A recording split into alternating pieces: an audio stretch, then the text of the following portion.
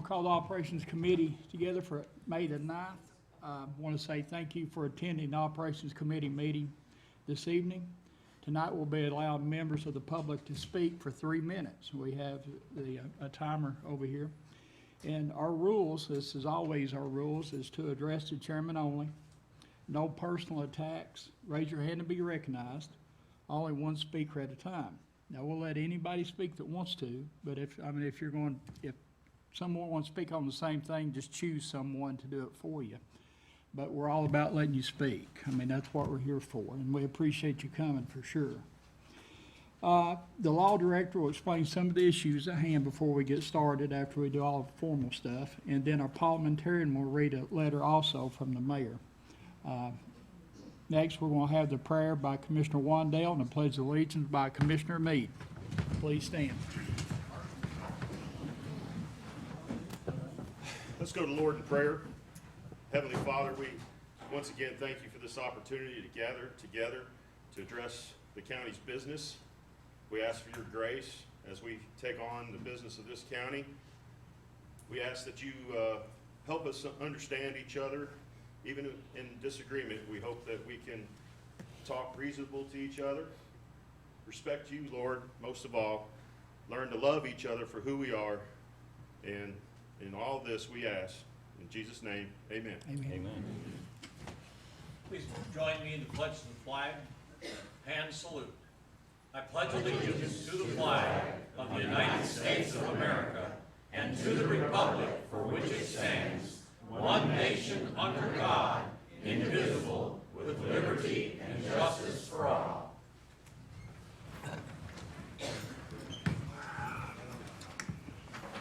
Next, we have the approval of agenda.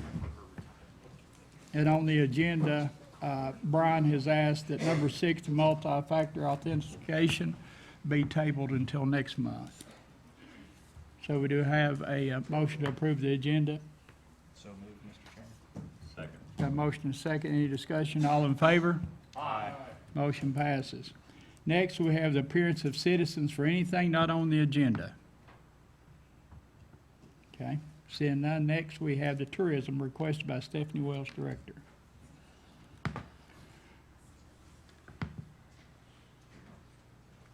Good evening.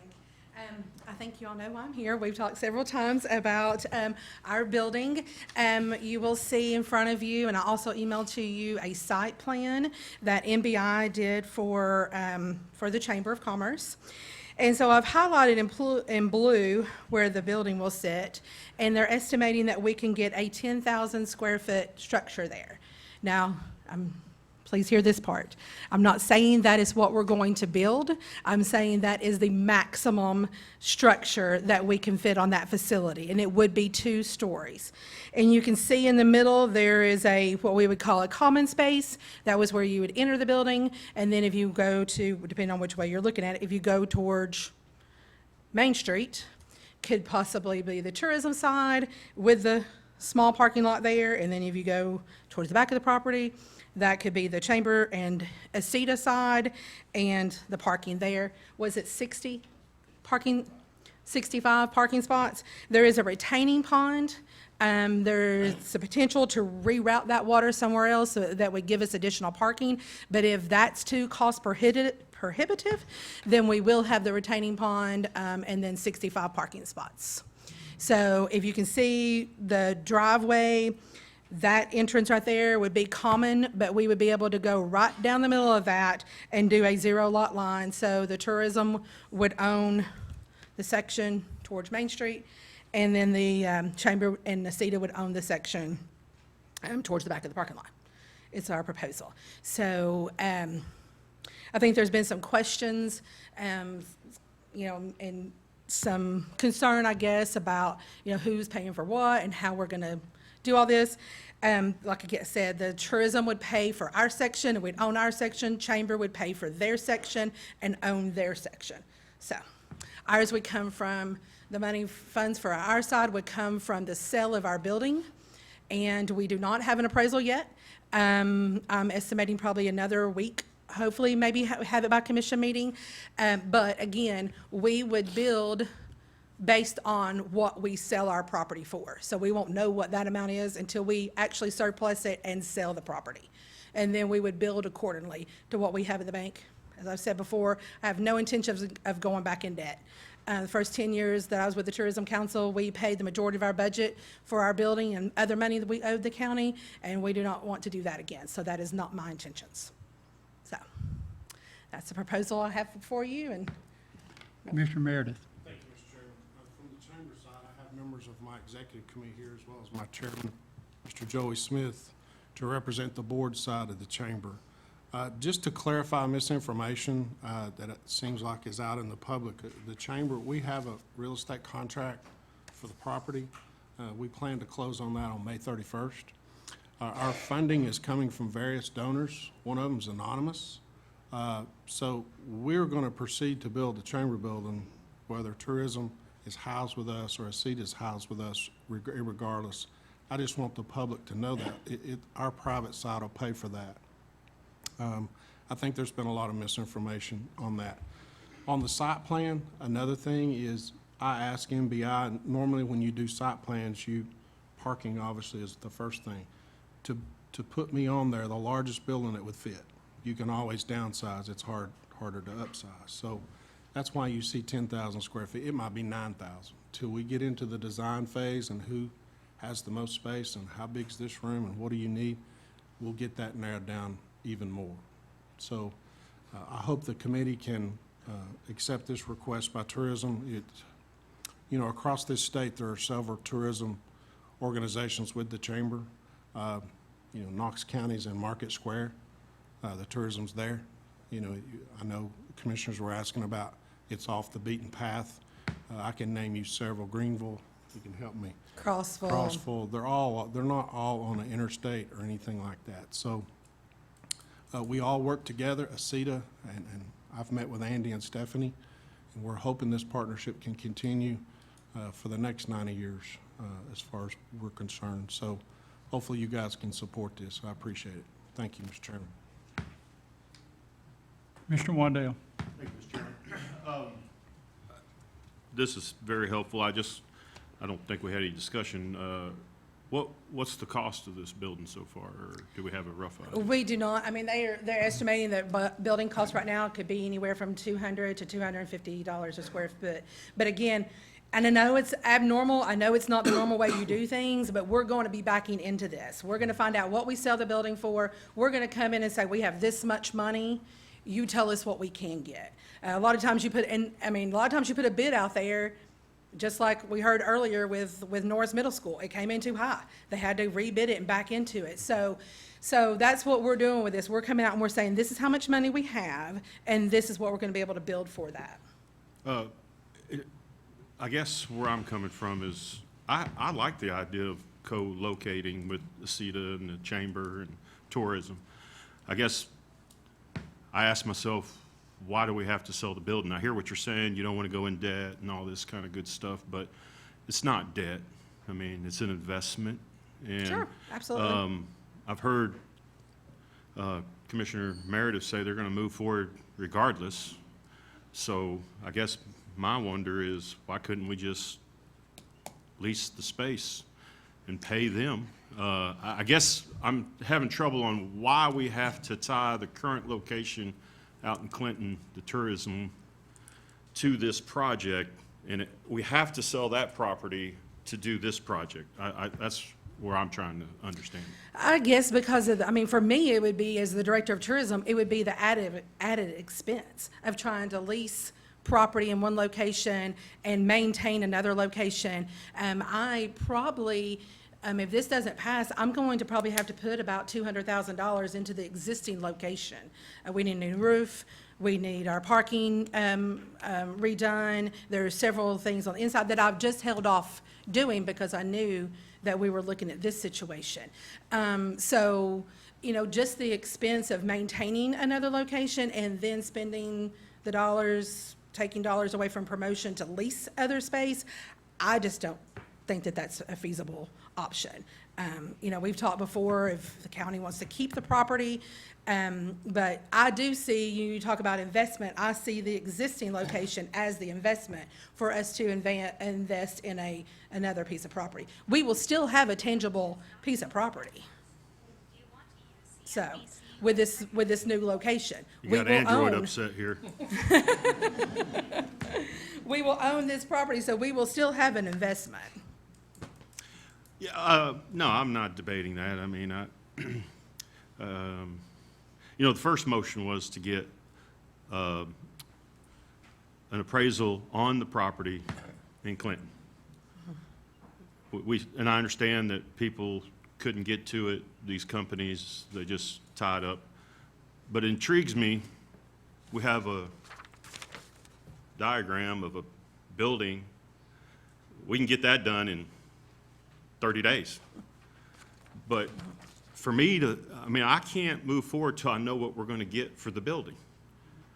I mean, it's kind of hard. I mean, I still worry that we'll get lowballed by somebody for $100 grand or something. I mean, I know it won't happen, but, you know, I'm a little fearful that not having the information in front of us, I mean, even when you sell your home, you have an idea what you're gonna sell your home for. Right. Even if no one gives you an appraisal, because as you mentioned, you have an investment in that home, you know what you got in it, you know what the market value is in and around you, and it's no different with us. I mean, we paid for this property, I looked at it before, I don't have it in front of me. I can't remember, any commissioners remember, it's a couple $100,000 or something, and then we put a building on it or what have you, but I mean, I'm in favor of this.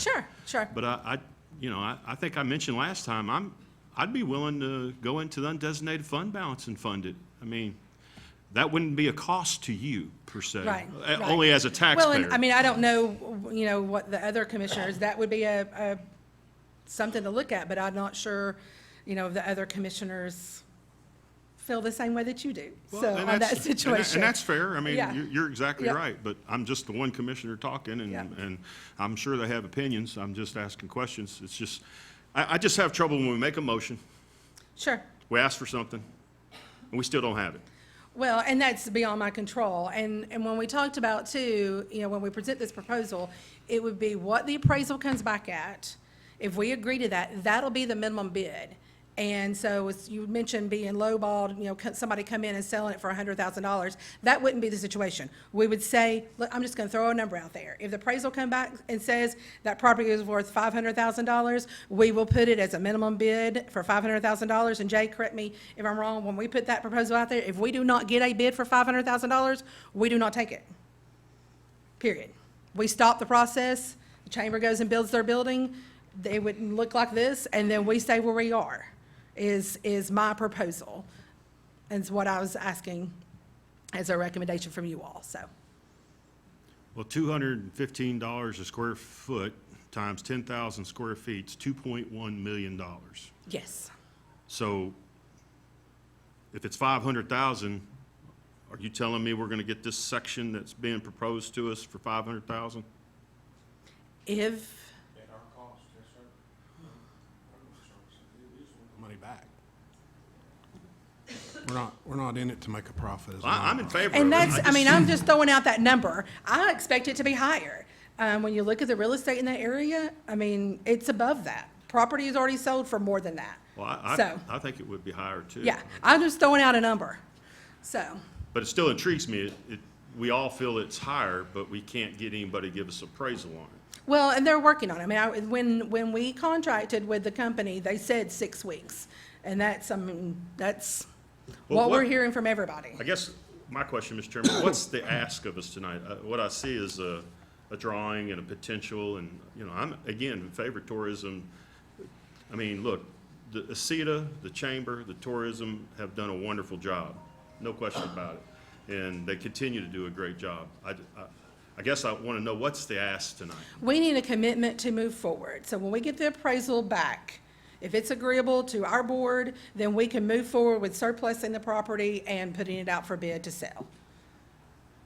Is we're asking for a commitment from commission to say that we can do that, can sell that property if the bid price is agreeable. but we don't know what the bid price is. Right. I mean, we could bring that back to you, but we need some kind of commitment to move forward. Well, that was Mr. Chairman, am I wrong? Our last motion that was, is correct. get us the appraisal, we'll look at it, and then we'll agree to this process. That was our motion going forward, that is correct. Okay, I mean, are we comfortable with that? Commissioner Mr. Mears. Chairman, if you want to put contingencies on the motion, there's nothing wrong with that, but we've got to get in the next phase. This is a site plan, the next phase is design, and that's when we're going to get our true costs. No matter who moves in, whether they move, don't, and I plan to contract with these same people to do that. So we can't go into, we would be wasting an architect's time if there's not the will of this group to design a space for tourism. That's how I see it.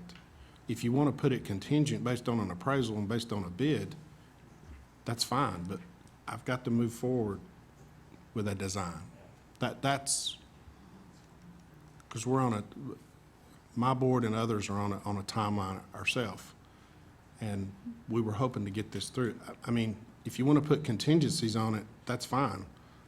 Her board will eventually see the design phase. If this board wants to see it, that's fine. I mean, it's not, that part's not a problem. But if you've already said get an appraisal, I mean, we're all smart enough around this table, that appraisal is going to come back fairly comparable based on everything that's selling at the interstate at an average of $400,000 an acre. That's just the property. So I think the question that becomes then is, like she says, put it in a minimum, and what's it going to go to? I don't know that part. Mr. Chairman, I'd be happy to make a motion. I don't know if any other commissioners have any questions or comments, but I'd make a motion. Can I ask just one question of Jay? Do we need the terminology, Jay, that says that we can surplus the building? Absolutely. Yeah. I just want to stand up. You need a separate motion to surplus real estate.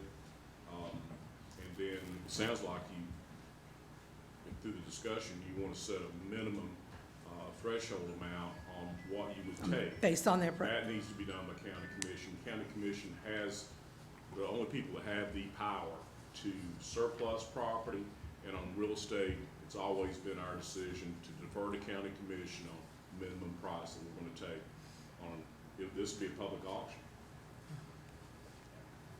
So you're looking at least a minimum of 2 motions here. I think, Hold on a second, Commissioner Meade. Hold on a second, Commissioner Anderson was first. Actually, she kind of answered what I was going to ask about the Okay, minimum bids. go ahead, Commissioner Meade. Okay, thank you. My concern is right now, I mean, it seems like we need a motion to move ahead, okay, but it's going to be contingent upon appraisal that we don't know what the number is yet. So that makes it impossible for us to set a minimum bid that we'll accept at this point. And so, I mean, can we do something this evening that says it's contingent upon the appraisal being high enough that it allows us to go ahead with the new building? To keep the old building, I think it would be a bad idea. We already know that it's got $200,000 to $250,000 in work that's gonna need to be done on it right away. And I think it's a fairly likely thing that the company that takes over this property could very well just remove that building to put in what they want to do.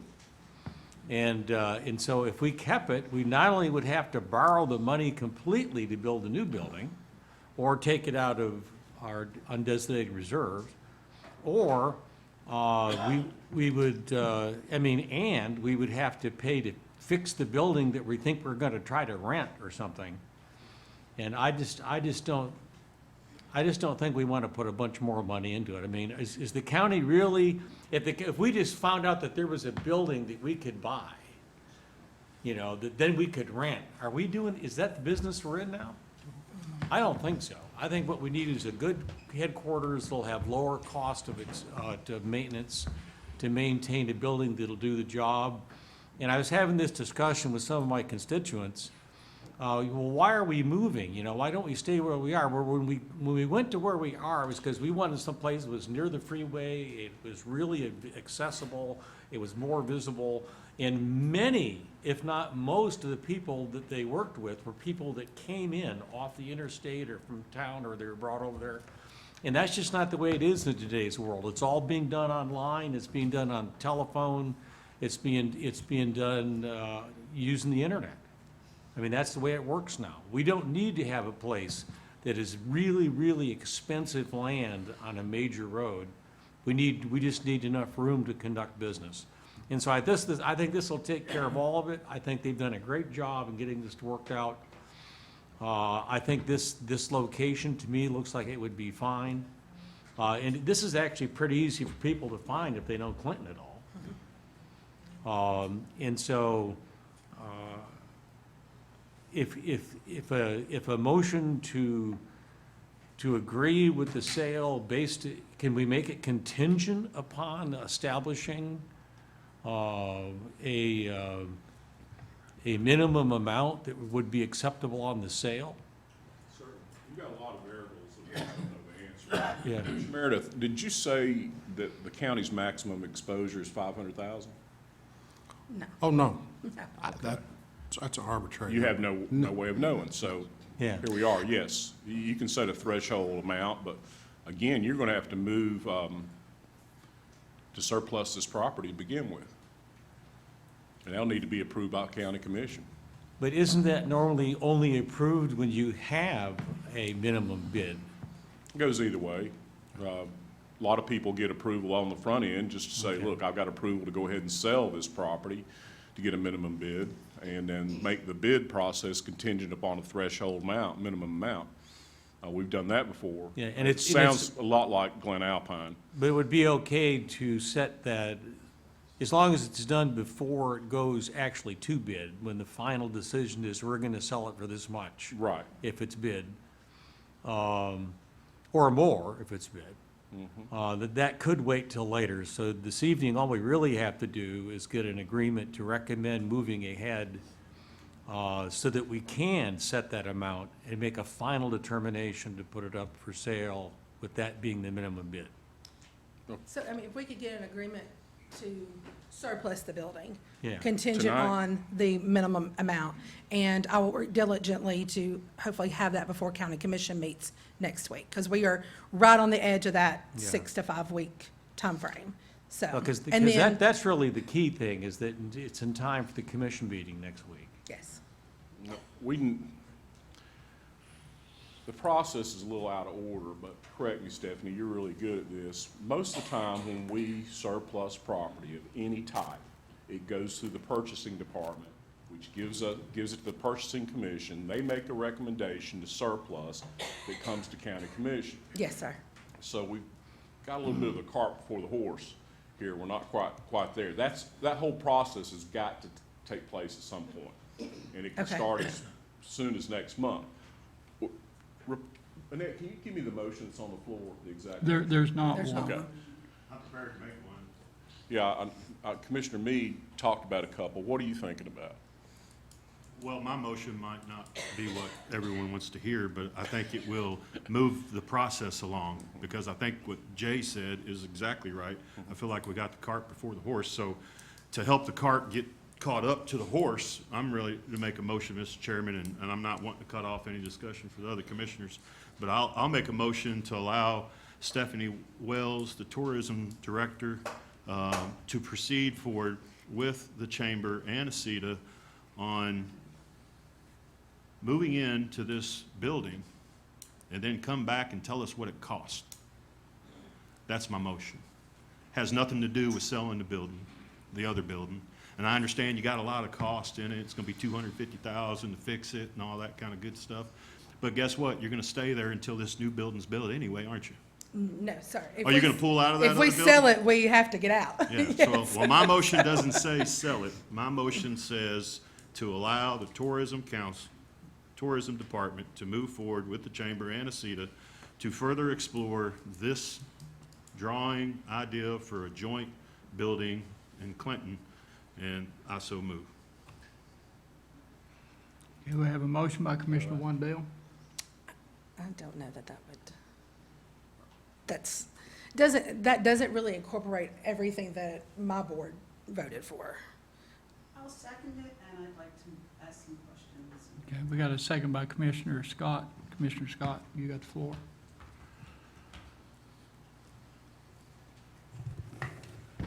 Stephanie. Yes.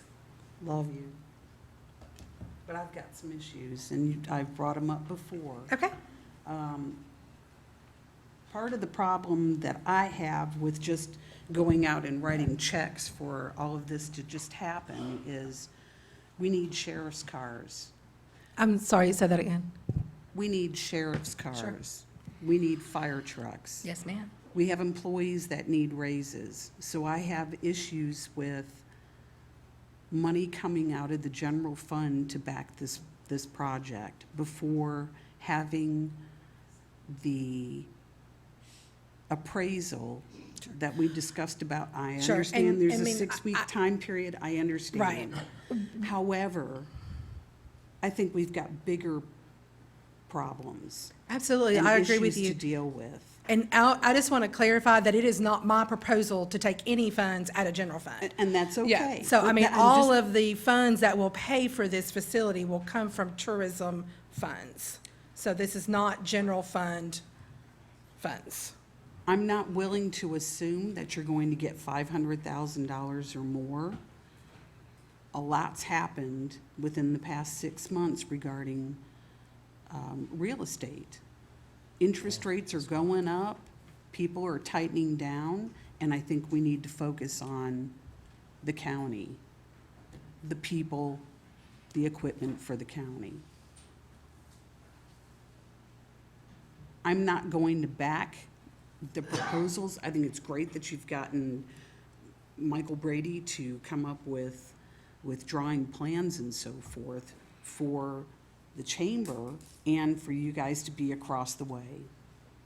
But I'm not willing to vote yes for anything until those figures come in saying this is what the property appraises at. I'm not going to assume anything. I'm not going to assume that it's going to cost you $200,000 to get a new roof, that you can double in size because it's a 2-story building with 65 parking spaces. Everything sounds great, but no, Well- not just yet. And I will say that as far as some of the building, our current building repairs, I have quotes. It needs to be stained, it needs to be clean, the outside structure need to be clean. So I'm not just pulling that number, out of my head, the $200,000. We've got prices for a new roof, for staining, cleaning the building, for fixing some of the log. I was just discussing this earlier, we have a huge border bee problem, and we have some wood, some overhangs and stuff that need to be replaced. So I'm not just pulling those numbers out of, the thin air. Those are legitimate repair How long costs. have you been at that building? I've been with the Tourism Council for 21 years, so, every bit of that long. I believe you've it was been at that I believe it was location for 98. You've been at that location for 21 years? Yes, ma'am. I And believe you it was built in just now 98. realized you needed a new roof.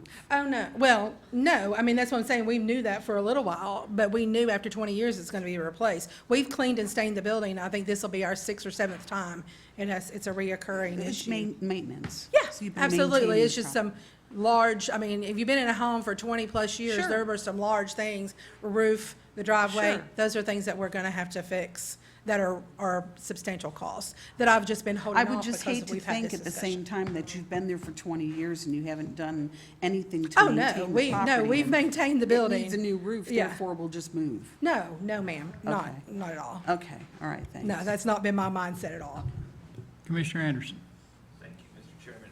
Do we have to, when we surplus property, do we have to get an appraisal first before we surplus it? Because it just seems to me that the quickest way to get an appraisal would be put it out for bid, and we'll find out really fast what people are willing to pay for A it. willing buyer and a willing seller. Yeah, so, The only reason that think I she's want talking an about that appraisal, as a minimum to bid. figure, right, but I mean, we could probably, like Commissioner Meredith said, we can look at the comps and kind of figure out ourselves what we think it could bring and just kind of set $500,000 or $600,000 as a minimum. So we've got that number kind of established, and if we get more, great, and it allows them to move forward, I think. Commissioner Meredith, what do you need tonight exactly? Stephanie, what do you need? I think we need just the authorization to surplus the building. That's not gonna happen. Okay. No, that needs to go through the process. I mean, As everybody far- understands that's gonna happen That's at some correct. point. That's not a Right, surprise. right. but we So the can't go process would be out. take it to purchasing committee and then let Yes. them bring it to What else county can they- commission. What else can they help? Other you than, with? I think just, I mean, what Tracy's motion is to allow us to proceed with the understanding that that's the process that we're going through. Okay, and then as soon as you get this appraisal, you'll send it by email? Yes, and would we be able to bring it to county commission Monday? And just, I mean, to bring it to present, but we wouldn't be able to set a minimum price at that point. Yes, but I don't want you to make a public record out of it. Well, and that's the other situation too. Okay. So, That's why I asked you to email that. Okay. If possible. okay. Any other discussion? Mr. Chairman, Mr. Meredith? just bear in mind, if you vote to surplus that property and it's sold, it goes in her coffers, whether she moves here or anywhere she wants to go. Don't be confused that it's going in the general fund or any surplus, whether she builds this 1,000 square feet, that money's gonna go in the general fund. It's gonna stay within the tourism fund. And I think there's some more confusion about that. Yeah, I think The there's, ask is whatever we use as common space and whatever her office is, they have a calculation as per square foot, and that's what the county will pay. It's just simple cost. Jay's right, it goes to purchasing, but to move forward, we just want to be able to move forward with design and support of this body, well, this committee, that we can go to the next step. If the next step is purchasing, Tracy's motion is fine. If I'm wrong, Jay, please correct me, because and then it I goes, hear you, you're if the, saying that Tracy's motion is adequate, and you just basically need permission for design work. correct. That's up to you, if you want to add that to your motion. 'Cause And then you- we'll come back and. Because- next month yeah. we'll I start. just want you to understand, when you design it, architects, it costs money, Oh, come but if you bail, I don't want the chamber to be left hanging because, oh, well, we're not gonna do it anymore because it's XYZ cost. That's all I'm trying to get at, is let me go forward. We're asking numbers we don't know, especially on the design part. We're gonna be real close on appraisals, because appraisers use comps, and there's several comps up there to use on commercial property, so. and Jay, the That's Anderson all. County taxpayers will own that, their half of the building, is that correct? Or that's who own, it'll be through the tourism, but it'll belong to the Anderson County taxpayers, that's correct? Okay, Every asset we have, you know, now, Yep. belongs to the taxpayer. okay. Commissioner Yeager? Will you set this up like an HOA, so CEDA will pay a certain percent of fees and you guys and And or us? least that their board's not made a decision yet, but yes. Okay. Any other discussion? Mr. Chairman, where we're at now was originally a welcome center. It wasn't really tourism business, it was a welcome center. It's not used for that anymore. And I'm all in favor of moving, and I don't have a problem with Tracy's motion, except that you said you may have the appraisal by county commission meeting next Monday. I will work on getting that done. Well, this motion will go to the county commission with a recommendation for approval if it gets a majority vote. And at that time, we can add to it the motion to go ahead and complete the design and all that based on that appraisal, since the appraisal is going to be the minimum. And in the meantime, we can, when commission agrees to that, we can at the same time go ahead and declare the property surplus at that time if we have that appraisal. So, is that right, Jay? Yes, sir. Okay. Okay. So I'm in favor of the motion that Tracy made here.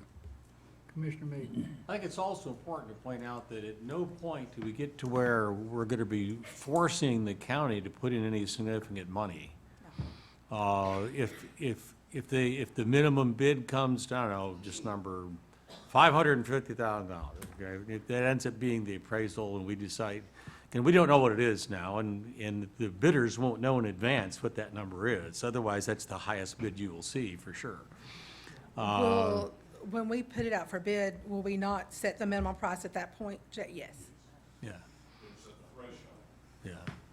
The, but if the appraisal comes back lower than we expected for some reason, because of changing market conditions or whatever, we still don't put ourselves into a position that the worst-case scenario is we'd stay where we are for longer. Right. And so it's not committing the taxpayers to anything significant, and it doesn't really involve general fund money at all. No, it It's does not. all money that's already tied up in this, and it's reserved in there.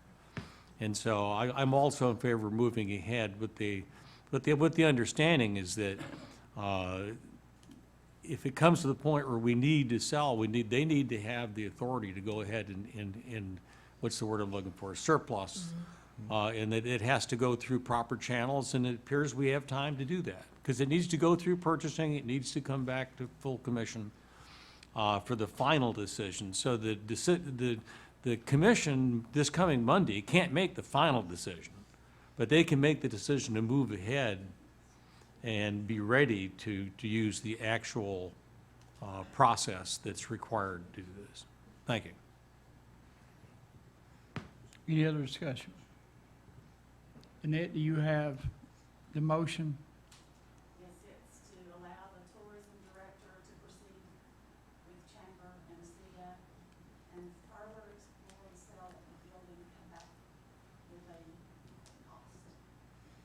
And then to surplus the property, and then do the $500,000.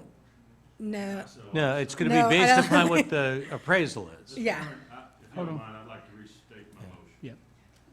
I'll go slow. I make a motion to allow the Tourism Council, based on the request of Stephanie Wells, the Tourism Director, and her board, to proceed forward with the Chamber, Anderson County Chamber and the CETA, to explore entering an agreement for a new building at this location that's been presented. I have nothing in my motion, that ends the motion, that relates to selling any buildings or any funding. It just says to proceed. Now, it's my belief, Mr. Chairman, if this motion passes, that we will get that information we needed tonight. We have to It'll just take be the- a little later. We have to take the proper Yes, procedures. yeah, so Yeah. that's, my motion is very simple, and I don't know if the seconder of the motion agrees with that, but that's just to get the ball rolling, give you guys what you need. You can come back. I don't think that the funds you have tied up in the building are gonna come to the general fund, we're gonna take them and use them for other things. They're your funds. Sure. I understand Yeah. that. If you wanna use them to pay for this portion of the building, once we understand what it sells for, what the cost is, and all those fun things, then I'll be happy to say Yeah. yay or no, but I'm gonna say yay. But I don't know the information, so I have to start at the basic, which is, and I'll just say this, and I'm not trying to be rude, Stephanie, I like you, we talk No, great. yeah. No, I have no problems. So, when you come to us, put exactly what you want on the, I mean, tonight, the way it's presented to us, tourism, requested by Stephanie Wells. Well, and this was a carryover from last month. Correct. You asked us to bring you a site plan. What's this gonna look like? What can you get on that property? I mean, those are kind of the things that I heard last month. I would And just- back in January, when my board met, the motion that they made was to surplus the property, put that in a reserve for a new building. So that's what our initial request was. So all of this, we're just working through the process. Yes. You know, and continue to come back and bring you all the information you requested. So, you know, and the one thing that we want, several people have thrown out general fund, and I'm not, you know, thinking that y'all are gonna take the money. My main concern is I do want the public and you all to know that these will be tourism funds. We're not asking for general funds. So we want to keep that separation clear, so. But yes, I mean, that was our intention tonight, was bring you back the site plan, give you an idea of what the property is, what the structure can look like. And we know we don't have the, the minute details of where the outlets are gonna go or the walls are gonna go, but this is gonna give you an idea that we can separate that property. The county will, through tourism, will own our portion, have adequate parking, have adequate space. And, I just don't want to be out here wasting our time or the chamber's time or anybody else's if you all are saying we are not interested at all. So the motion you made, I think, will give us the confidence to move forward with our plans, that we are going to have a building together, and then we'll bring back, hopefully at the county commission meeting Monday night, we'll bring back an appraisal, and then at that point, we can talk surplus and minimum bid amounts. Sounds So- good. Are you in agreement, Commissioner Scott? You seconded the motion as he read it. Okay, all right. Any other discussion? All in favor? Aye. Any opposed? Motion passes. Thank you all very much. Appreciate your time. Okay, next we have Anderson County Animal Shelter social media claims. Jay, would you like to give some of the ground rules on this about how? Mr. Chairman, if you don't mind, I'd like to I've made a request to put it on the agenda, and I'm not gonna get into any details, and certainly will let Jay talk, but if you don't mind, I'd like to just Go right ahead. say why it's on the agenda, and I'm not gonna get into any details, because I don't know all the details, and I'm sure there's a lot more details we don't know, maybe, or not, but I was contacted by several constituents, and we've had this once or twice in the past, and I just want everybody in this room to know, from animal control to the people that love animals, I love animals, I don't want this night to become a battle fest. What we're looking for is a solution. In my heart of hearts, I believe our animal shelter tries to do the best they can. Like me, I'm sure they make mistakes at times. Doesn't mean we're perfect. We're not gonna be perfect. We all understand that, but I just hope that we can be respectful, and I put it on the agenda based on the request of constituents in my district, and I felt as a commissioner, it's my obligation to put it on the agenda. And I think this is gonna be another step forward, and hopefully coming to some type of agreement to where we can all have the same goals going forward to treat the animals safely, find them homes when we can, the best way we can. And I think that's the goal of everyone. I don't think there's anyone in this room that wants to see animals, terminated or whatnot. So I just wanted to say that, Mr. Chairman, and then you can. Good comments, Commissioner. Well said, Tracy, I appreciate you. Yes, Mr. Chairman, just a couple of things we want to talk about tonight. Certainly welcome all our citizens here to provide us input. You're the reason we're here, and if you've got concerns, we're going to address them. And that's the way we get better. That's the way we've always got better in the past. But a couple things that I want you to be aware of. You're all free to talk. Everybody gets 3 minutes. We do like spokespeople, just talk for a group if it's the same issue. But you're welcome to come up here, and these county commission members will sit here as long as you want. The problem is we've got 2 cross complaints on this personnel policy. And we're not going to be able to really talk a lot as far as answer your questions. I hope that you understand that. We're working on it. The mayor has asked us to look into it. HR's already started that, our Human Resources Department. They've got interviews scheduled. They're looking at it. We understand that. Please respect our employees. We're working through this. We're going to get you answers at some point, and everybody's behind this. The mayor is, I am, the county commissioners are. We're all concerned about it just as much as you are. We want to get to the truth, though, not just rumor. We want to build a case on fact, if there is a case at all.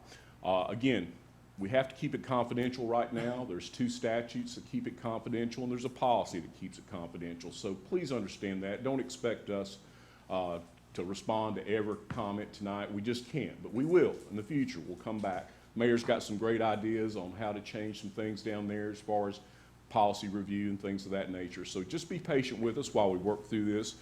Kim, our HR director, has already started this process, and I hope to be through with it in just a few weeks, but we'll get you the answers at that point. But please understand that, and let's all be professional tonight. Just come to the mic, state facts, not what you've heard here and there, and we'll listen to you, and we do appreciate every one of you coming to speak to us tonight. I mean that. Thank you so much. Thank you, Jay. Next is our parliamentarian. Mr. Chairman, I would like to read an email that the mayor had sent to HR and asking that they actually do an investigation in collaboration with the law director. And the HR director has said, yes, we will do that as of May the 4th. With that being said, I feel like that we need, the ambulance service has a medical director who basically tells the personnel at the ambulance service what they can and cannot do, what they're doing to, what they can do to improve their services. And I would like to see us have a veterinarian director for the county. That would authorize the county to contract with a local veterinarian that will visit once a month the shelter, or maybe more often than that, and advise our staff on what they can and cannot do, what they're authorized to do. And with that being said, I will make that as a motion a little later, but I feel like that, I know you people are here and you're concerned, or you wouldn't be here. This is one of the largest crowds we've had in some time. But if you've got something to say, it needs to be said to our HR director. That's the person that's doing the investigation. If you know something that needs to be told, you know, then you need to do that. And it's confidential. There's, you know, we're not going to say so-and-so said and all that. It's very confidential. This investigation, it's kind of like anonymous. You don't have to, you know, we're not going to print your name and say so-and-so said this. And I know there's been some back and forth. I had one person stood right in my face and said, you all are not doing your job as county commissioners. Well, that's what I'm trying to do here tonight, is do my job. And I feel like this is what we need to do. We can sit up here and make accusations. We don't know if what you're telling us is true, and you don't know what we're telling you is true. So I do know for a fact, and the county law director's here, I don't know if our HR director's here or not, but there is an investigation, and we'll get to the bottom of it. And with that being said, Mr. Chairman, I would like to make a motion that we authorize the county mayor to hire or to contract with a veterinarian director to work with us and work with our staff at the animal shelter. Well, let's hold off on the motion until after we hear everybody speak. I think it's a good motion. Can you speak up, please? I can't hear very well, and I'm sitting close, sorry. Which part? Kim, Yes, sir. Hi, I'm the this is our HR HR director. director, so. So, yes, we have already started the review. Okay, and do the people need to contact you if they've got information about what's going on at the animal shelter? Yes, if they would like to, they are more than welcome to do so. Just make sure that you also, if you forward something, that it also has supporting documentation, okay? Something that we can provide as facts, okay? Kim, I see we have a couple of Anderson County's finest attorneys in the room, Ms. Pulaski and Mr. Stewart. And I don't know, she may be a spokesman for anybody, but I'm sure that a lot of the people know her, know that she's an animal lover, like everybody here. Maybe she can be elected to try to be a spokesman to handle that. I don't know. She'd be willing to do that. And we did thank you, Commissioner. We did meet, myself and several people last night, to kind of brainstorm some ideas. So they can hear you at home. has never been an issue, so I appreciate Go it. ahead and introduce yourself, Ms. Boston, We please. did get to meet last night to brainstorm some issues and, go over what some of the ground rules are. And, as commission knows, that this has been a labor of love for a long time for the Belaski family. And we have always appreciated commission support and the mayor's support for this effort. And it has been heartbreaking to see some of this information that has gone out on social media and some of these things that have been brought to our attention as to what's happening at the shelter. And I think from speaking with everybody that we spoke with last night, there's two key things that I think needs to happen.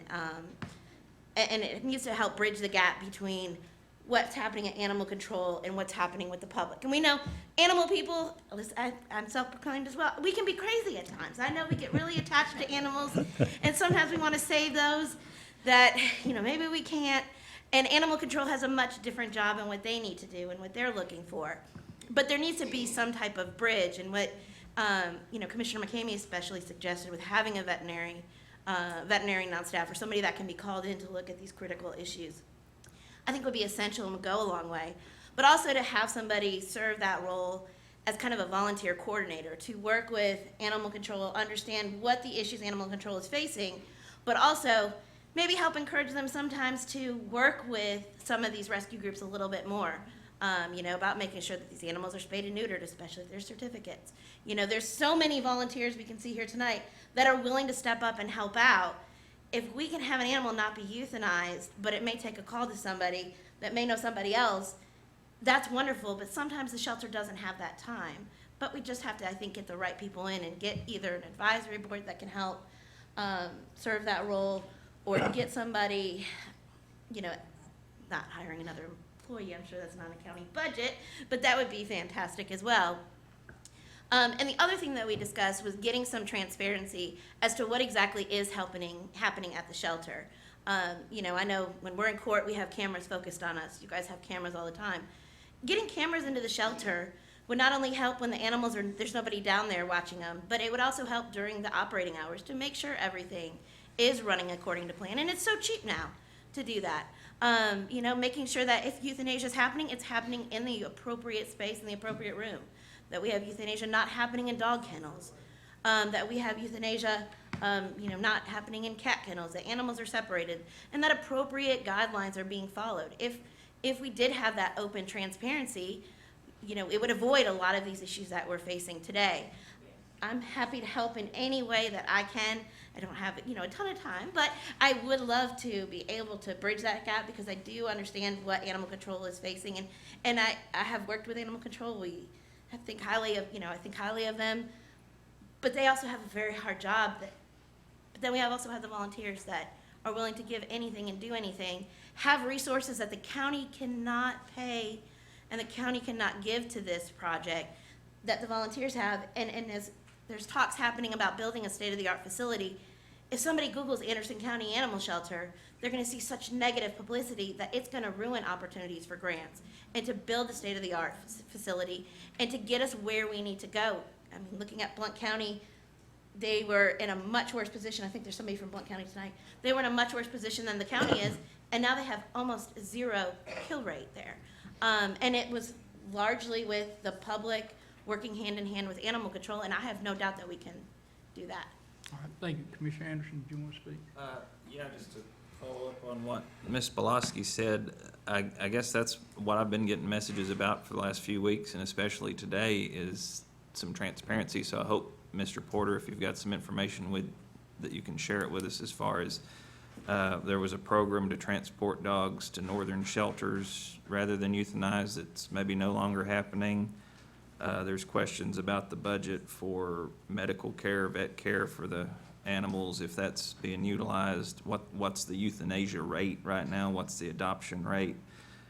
And I can keep going, but if I'd like to give you a chance, if there's any data you can share, I think people would like to know that. Well, first of all, I'd like to say about all the negative publicity, I agree with Lauren. It's really hurt the animals more than anything. As for us not reaching out and using rescues, I have a list here of rescues we've contacted, and they'll send back that they're full or whatever. So we do try to reach out. We're not down there just with the door shut saying, bring them to us, they're not ever leaving. And I really hate that that's what's been put out there. As for, I don't have the numbers crunched for this year, obviously, because we just started. I just came back to work on the 27th. I was out for 4 months. I would have to look. I didn't know I was going to have to give you the adoption rates for last year. I wasn't thinking down that avenue. But we've increased every year since I've took over in our adoption, and our youth has decreased every year. I know that for a fact. I can't get the exact numbers. As for the Go North program, yes, in the beginning we did that. We had a lot more volunteers taking animals to and from the vets because they have to have health certificates to cross the state lines. We kind of quit doing that because we only send animals up north if we needed to place an animal. And so when we started having animals in, I think they called it a queue. So we would have animals vetted, so when they needed animals to go north, they would check the queue and see what we had available. Anyway, we were placing animals. They were going to rescues. They were going here and there, so we didn't really need to go north with them anymore. We're open to go north. We partner with a Slumdog Rescue. She volunteered to come down in Malia and take animals that we had that could be transported. We were still doing that when I went out on surgery in December. I know for a fact she was pulling animals to send them to go north, so we're still doing that. Any other questions you got, I'll gladly answer them. Our doors are wide open. We have nothing to hide, and I'm all about the cameras. Bring the cameras. I want everybody to see what goes on down there so we don't go through this anymore. Is anesthesia part of the euthanasia process? Absolutely not. And I have it right here. I just finished the class last week. It's not required. You don't have to use tranquilizer, the euthanasia solution. If you give it to the animal IV, they will die within 120 seconds. Then you heart stick them to verified death, so you do not put a live animal in a bag in a freezer. It's in this book. It's taught. It was taught to me 20 years ago. It's the same procedure we do. When you IP, intraperitoneally inject an animal, you give it the euthanasia solution. It takes 30 to 45 minutes for that animal to expire. All it is a plane of anesthesia that gets deeper and deeper and deeper and deeper. And somewhere at that plane, when you have no blink reflex, no toe reflex, you heart stick to see if that animal is completely dead before you place it. It's called verification of death. It's right here. And that's what people have seen and reported that, they implied, I'm headlocking dogs and stabbing them in the heart. That is garbage, complete garbage. Never happened, never will. What is the budget as far as for vet care for animals? Well, I've got quite a bit in, donations and fees, and we take stuff to the vet. I got a cat there now, had a tumor removed off its ear Monday or Friday of this past week. We take animals to the vet. I mean, I spend $1,200 to $1,300 a month at the animal, buying shots and taking, I can show you the bills. I mean, I pay bills every month to these vet clinics. Thank you. I mean, I have it all. And again, I'll say right now before this board, we have nothing to hide. Any allegations that have been made against us, the veterinary board has examined us, the comptrollers have examined us, everybody and their brothers examined us. Nothing. There's nothing. Yes, I let my license expire, and I'll tell you why. My license expired February 28, 2021. Our premise permit expires February 28, 2022. I thought that was my euthanasia, and it's my fault. I take full responsibility, but I'll tell you this. You don't think about your license plate till you get your renewal. They sent my renewal to an old address, so it was just off my radar till I got the premise permit. When I got the premise permit, and I was like, wait a minute, that's when I realized it. I stopped. I think December the 7th was the last euthanasia I ever did. Contacted the veterinary board. Unfortunately for me, somebody else had already contacted them that knew ahead of me that my stuff had expired. I would appreciate it if somebody would let me know. It's not their responsibility, but still yet. So we've addressed that. The veterinary board, I went, I took the test, passed it with flying colors. Nothing's changed. All your arteries and veins are in the same place. It's the same drug. It's the same dosage. So I'm correcting that. As for the premise permit, they called us the second week of April to schedule that. And we expired in February, but they have a window because he does a regional inspection. He's not just taking care of us. I told him what was going on with my license. He said, contact me when you get it and we'll come back through and inspect. That's where we're at. There's no drama, there's no malice, there's no ill intent at all. And it hurts me to the core of the stuff I see on there because it's just for lack of better terms, bold-faced lies. Commissioner Wandell. Thank you, Mr. Chairman. Officer Porter, I'm was just kind of trying to catch up. One of the problems I think we have is we've outgrown our animal control. I just don't think we have enough resources, and Yeah. I just feel like we're just kind of, in my perspective, outgrown our abilities. Yeah.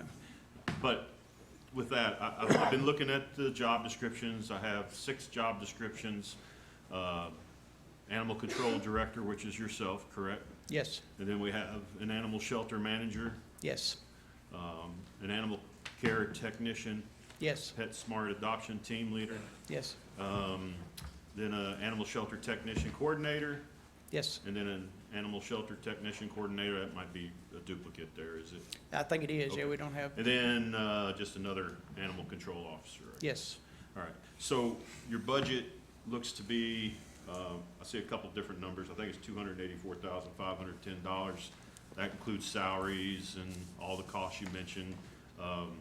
It looked like in 2021 that the contracted services, other contracted services, in 2020 was 63,000, budgeted 35,000, and then 2021 it was 87,000, budgeted 75,000, and then for some reason in 2022 it looks like we've only budgeted 35,000.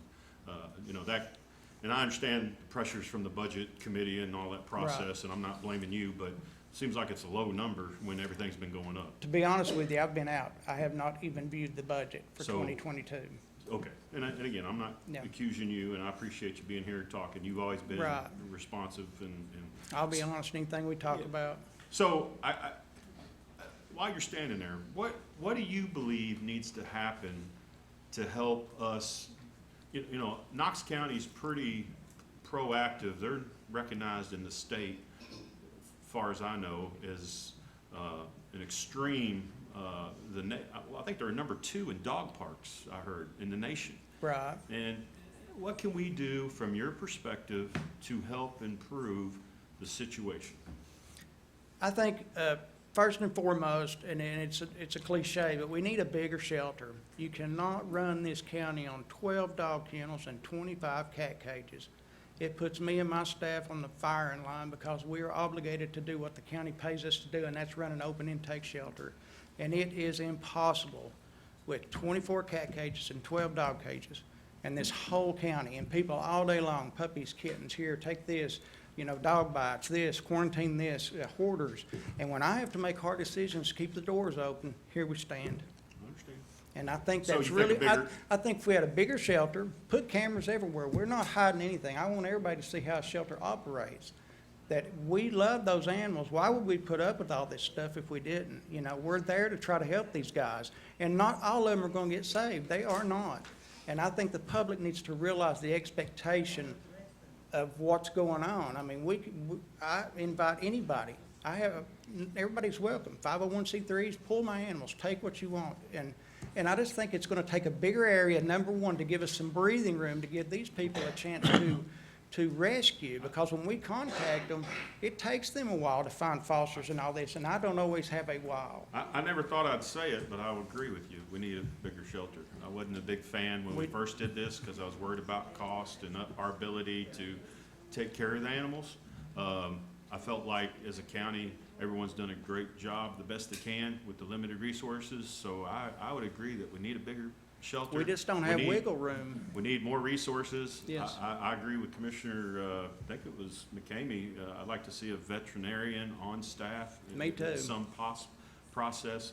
But anyway, one last question, and I'll leave you alone, because I don't want this to turn into a court process. Right. But, and I do want to hear from the people as well, but I guess what I wanted to ask you is, the funds that are donated, how are those, if Mr. and Mrs. Smith give $5,000 for a specific thing, let's just say buy food for dogs, how is that processed?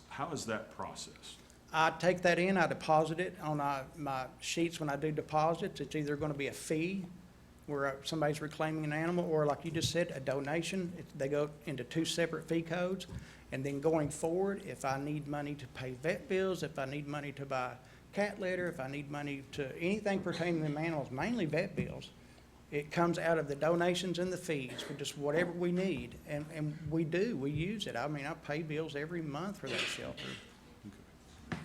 I talked to Robbie Holbrook, the finance director, and he indicated that the donations like that I just described were Right. held in a restricted code and would only be used on those types of things. Now, Right. I was just curious, because I've had some people ask me.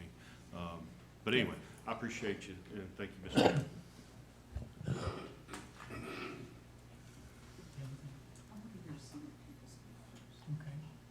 Has anybody got anything else for Officer Porter? Okay, we'll start with the public. Who wants to come first? And just state your name and address, please. Thanks for having me. I'm Afton Hughes. Hold on just a second. Nope. He's the timekeeper, so you got 3 minutes. I'm gonna talk fast. When you have 30 seconds. You gotta listen fast. Yeah. Okay. Afton Hughes. I'm from Maryville, Tennessee. I grew up in East Tennessee. Over a decade ago, I walked into Maryville City Animal Shelter as a local Humane Society volunteer. I knew that it was high kill. 90% of everything coming in at that time was euthanized. They had a 3-day hold time. It was deplorable. I was terrified to go in there. That shelter serves 3 cities, Maryville, Alcoa, and Rockford cities, 3 animal control, no other staff, no volunteers at that time. This place was rumored to improperly and inhumanely use the heart stick to euthanize. I have actually seen proof of that. Rumored to not feed or network the animals because they were marked to die in a few short days after walking in the door. It was a place no one trusted, no one wanted to go, no one wanted to go adopt animals, no one wanted to take a stray animal. It was a terrible place, and when we started going, it was a place I definitely felt that they didn't want us nosing around. So as a citizen of that area, that's what that felt like with a shelter with that reputation. We decided to change it, so over the next few months, my friend Diane and I went every single day after work. We took photos, we built a social media presence, we recruited fosters, adopters, volunteers. We raced to the vet with every single medical case on our dollar, so that transferred ownership the minute that they got a call. We got a hit by car dog, we ran and picked it up, and we ran to the vet, and it was our dog from that point on, with us honoring the hold time legally that the state requires. So only life-saving things were done in that window, and then it became adoptable if it was not claimed. Oh no, I lost my place and I'm on a timer. Oh my God. We fought for our right to be there every step of the way. We had many hard conversations with animal control, the mayor, the police chief, the head of animal control. We went to every city planning meeting, and we sought out the help of other groups in the nation that successfully implemented no-kill policies before us. We didn't try to create a program, we mimicked somebody else that was already doing it. We modeled our program after those successfully. We went to battle for every hard dog, every feral cat, every sick animal. We decided to save every single one because nothing else was acceptable, and the community agreed with us. We promised to do the right thing for every animal publicly. We were transparent. We told the truth about every animal coming in the shelter. We posted pictures, told the story, and we posted every single outcome. If we lost an animal, the public knew why it was euthanized every single time. And that was after we had done all the appropriate things to place it. The community roared with support. We asked for help with a medical bill. It came. We needed puppy fosters. They showed up. We were low on dog food. More appeared. We filled up. We asked for help, and that day, the community would step up and move animals so that we didn't have to euthanize anybody. Every time, over and over and over. All of this to say, I've seen what a devastatingly horrible, and I would argue unethical place a shelter can be, many times over at this point in my career. And I know that if 2 volunteers can go into that place and change that situation and start something that became and still is the most successful municipal shelter and rescue alliance in our state. And again, it still is. The save rate has been consistently 98% and above for over a decade, that can be done anywhere in our state. These communities that are doing this in the nation serve all different demographics. They have different budgets, different economic standing, rural and urban areas. Everybody's doing it. We have worked with Sevier, Roane, Loudoun, Monroe, Oak Ridge, Campbell, and others to improve programs and policies. I have reached out to Anderson in the past. Currently, in addition to Maryville City, others including Blount, Sevier, Cumberland, and Oak Ridge all have 90% save rates and above consistently, quite a bit higher actually. Representatives from Oak Ridge are here today. Your community wants and deserves a safe, transparent municipal shelter with compassionate leadership that will follow state, local mandates and expectations and educate themselves on life-saving programs and how to make those work here for you guys. That will work hard with rescues, vets, and volunteers for communities' animals. The shelter belongs to your people, and your people want a life-saving shelter they can trust, where they know the animals and people are all treated well and wonderful work is done. The reason I came is to be a resource for you guys. I will sit down with any one of you, all of you, the mayor, Brian, whoever wants the help. I won't charge you anything. I'll help Do you. you have contact information? I will give it to you Okay. as much as you want, as long as you want. If you promise me that you're going to not kill any more animals. And you have to decide that as a team and make that declaration publicly, but I will help you do it.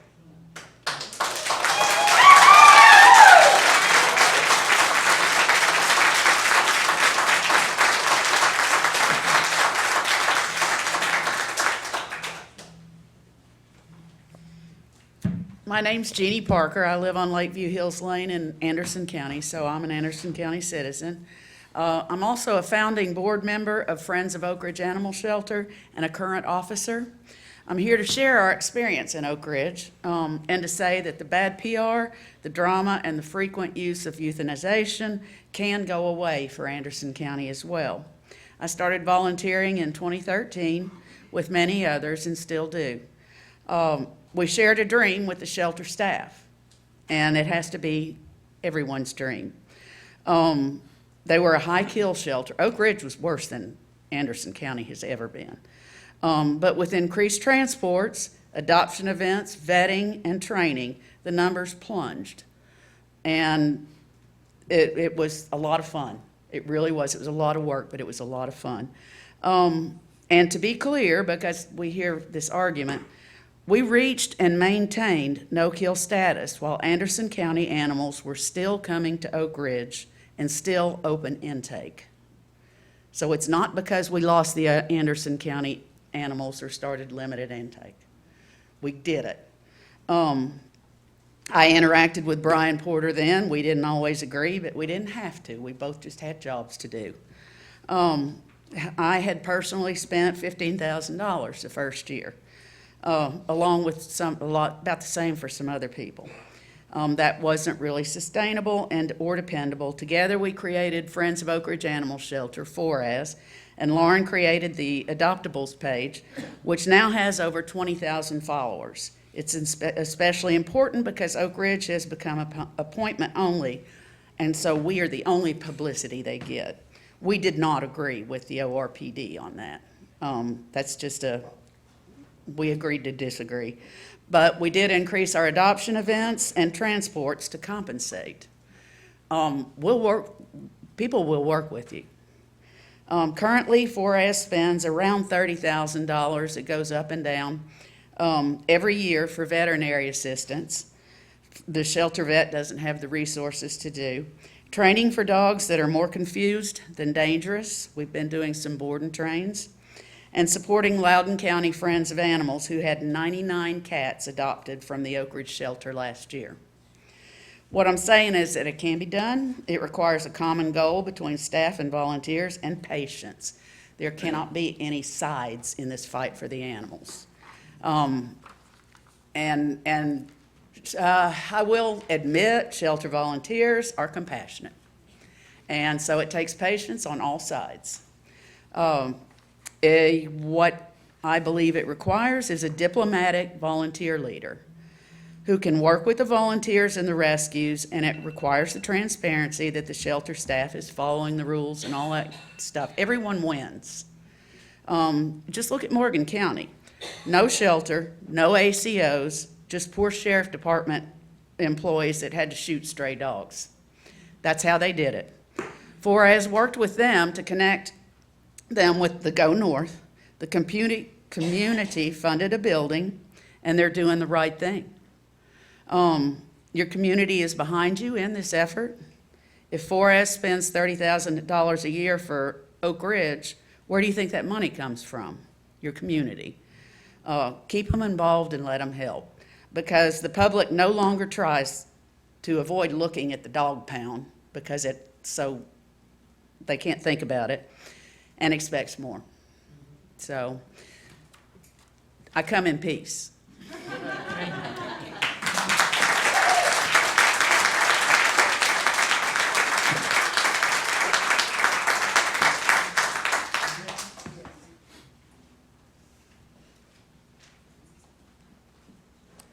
My name's Nicole Ferrara. I'm an Anderson County citizen. I'm also one of the members of Loudoun County Friends of Animals. I'm their vice president. We have, as we said in the past, adopted out. Last year, our totals were over 730 cats adopted, and we only pull directly from shelters. We do not get them from anywhere else. We pull mainly from Oak Ridge, from Blunt, and from Monroe. We also do the pet finder for all 3 of those shelters. So we make sure that their animals are posted and they're kept up to date, and we are in contact with them daily. This month alone, we've been trying to foster a relationship with the Anderson County Animal Shelter. This month, we actually tried pulling from them. We wanted to. There was a cat that was sick. It had a temperature. It was shaking. We didn't know whether it was shaking from fear or shaking as in a seizure. We had a medical veterinary professional. We have two that we have, one in Oak Ridge and we use one in Loudoun County. We had them waiting. They were ready for it. We were denied the ability to pull from Anderson County Animal Shelter. We offered then to pay for it without, and fully release the animal back to the shelter, just get this animal some medical attention. Again, we were denied. I personally offered to adopt the cat and pay full price, outright. I will adopt it, I will take responsibility. I was denied. So it is really difficult to get an animal out of this shelter. I have been now told by two former employees that our rescue was not allowed to pull anything but feral cats, and anything that the animal shelter could potentially make money on, we shouldn't be getting. And this was by two now former actual employees of the shelter telling me this. They didn't have to tell me this. We're not friends. It's not like I came up and said, hey, what's going on? They actually volunteered this information in the last 48 hours. I've contacted Jay Yeager, our county law director, and we've been talking. In fact, we were talking up past midnight last night trying to get this settled. We want to help. We've offered to help, and at this point, we are so tired, we're about to withdraw our offer for help because we cannot help somebody that does not want to be helped. In November of 2021, 30 seconds, gotcha. November of 2021, we met. We were talking, meaning county law director and the mayor, and we were told that Brian, he had certification to euthanize the animals regardless of space, because he had euthanized animals in November, because he claimed them to be feral. We found out this was a lie. And yes, his license was expired, and yes, he's sorry, but that doesn't excuse him. I forgot is not an excuse for breaking the law. These are controlled substances from the DEA. Yeah, I mean, if I were to go out as a citizen, procure these drugs illegally, because it would have to be illegally, and kill an animal, I'd be in jail. No one should be above the law. Thank you.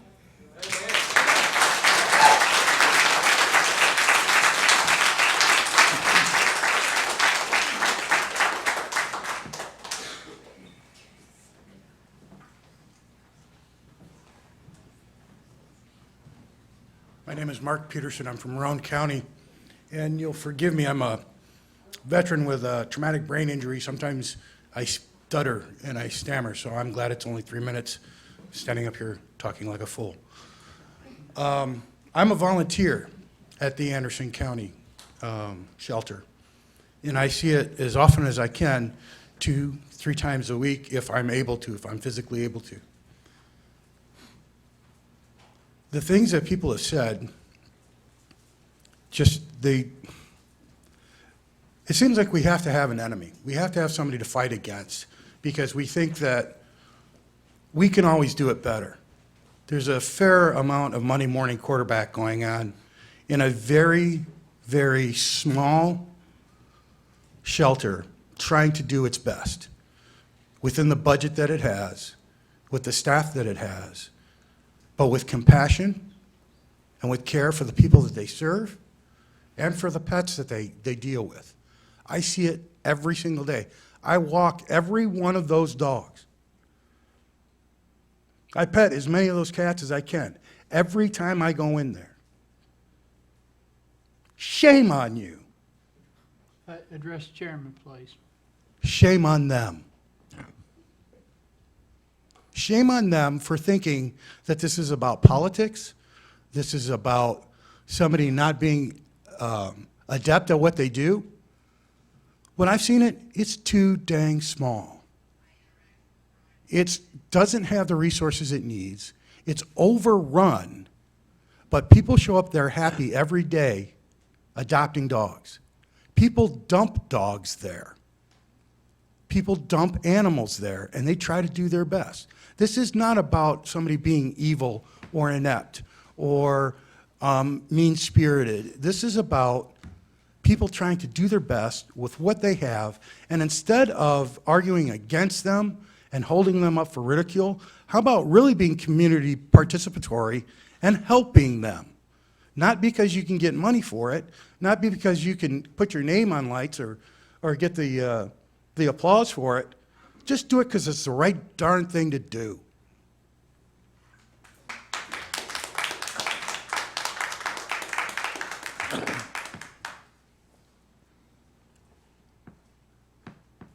Hi.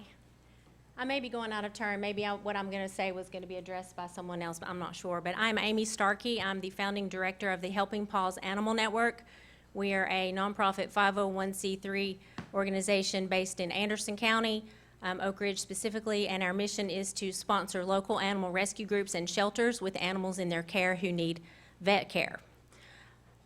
For years, the Helping Paws Animal Network has reached out to the Anderson County Animal Shelter offering grants, free money. Mr. Porter would not allow his staff to request grants from us because he said I brag. To address what the gentleman just said, it's not for my glory. It's not for HPAN's glory, HPAN being the Helping Paws Animal Network. It's to let our supporters know where their money goes. I have a responsibility to report on our metrics, the amount of money that we spend every month, to the tune of $4,000 to $7,000 a month, helping shelter animals and rescue animals live. The only 2 times the Anderson County Animal Shelter has taken advantage of this free money is when Mr. Porter was on medical leave the last 4 months. Mr. Wren requested 2 times that we sponsor dogs, and we gladly did it. I can prove this to the HR director. The other thing I would like to address is many people, including myself, have been banned from commenting on Facebook posts for the shelter. I didn't even know that I wasn't on Mr. Porter's like list. Had no idea why he wasn't requesting help from my organization. Had no idea until recently when a former staff member and a former volunteer who've also been banned from the shelter told me that he didn't like me because he thinks I brag. No, it's called accountability. And everybody in here wants to be accountable to the animals. I don't appreciate, as a citizen, I'm not a citizen of Anderson County, I don't appreciate being a citizen and not being allowed to comment on Facebook posts because I have ability to help the animals. And when someone like me or some of these other groups or people have been banned from commenting, that is wrong. That is wrong. Thank you.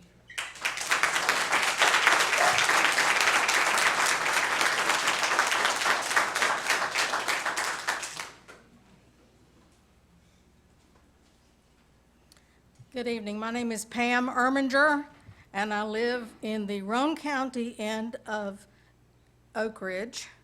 I did not prepare to talk this afternoon and have nothing to say other than I heard Mr. Porter mention the heart stick method of euthanasia and method of determining that the animal is no longer alive. I have had to euthanize pet cats and dogs for 40 years. I have never in my life had a vet stick a needle in their heart to determine if they were alive or not. And this is from North Carolina, Virginia, Maryland, and Tennessee. I don't know whose law that is that allows that, but it is inhumane and unacceptable.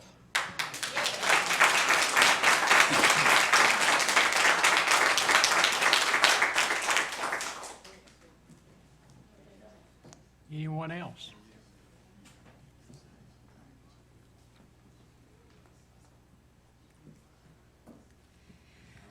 My name's Marcia Kelly Illingworth, Edgewood Heights Lane, Claxton.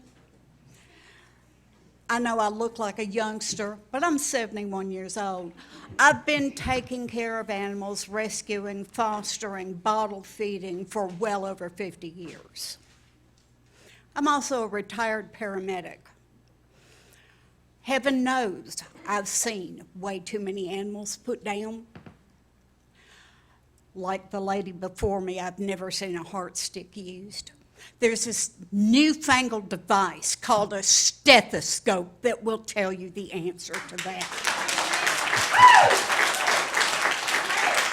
I was called by a volunteer last year about a feral kitten that had just been brought back from being spayed. She wasn't going to be adoptable. She was too afraid. Been working with animals for 50 years. Ferals are just one of the many services we provide at Mother Marcia's Home for Wayward Kitties. I went straight to the vet, picked her up, straight to the shelter, picked her up. She was with me for about a week, and I called the shelter and said, something's wrong. This kitten is not responsive enough. She needs to be seen by a vet. May I take her? I don't mind paying for it. I'll take her. They told me, no, bring her down here. We will have our vet check her. Fine. I took her down. She was a foster. She wasn't my cat yet. I called the next morning to find out what the shelter vet had said and was told that they couldn't see anything wrong with her, so they hadn't had the vet look at her, and they were going to put her up for adoption. She wasn't socialized yet. I said, great, can I adopt her? Sure, you can adopt her. I'll be there in 5 minutes. I just live over the hill. I went, picked her up. To their credit, they didn't charge me because I had fostered her. I appreciate that. I took her immediately to my vet at the Oak Ridge Animal Hospital. I have here a copy of the paperwork from that visit. The cat was sick. She had a high white blood cell count indicating infection. She required antibiotics and steroids. She's now a very healthy cat and living at my house, but somebody needs to be overseeing who makes these decisions down there. That's all I've got to say about it.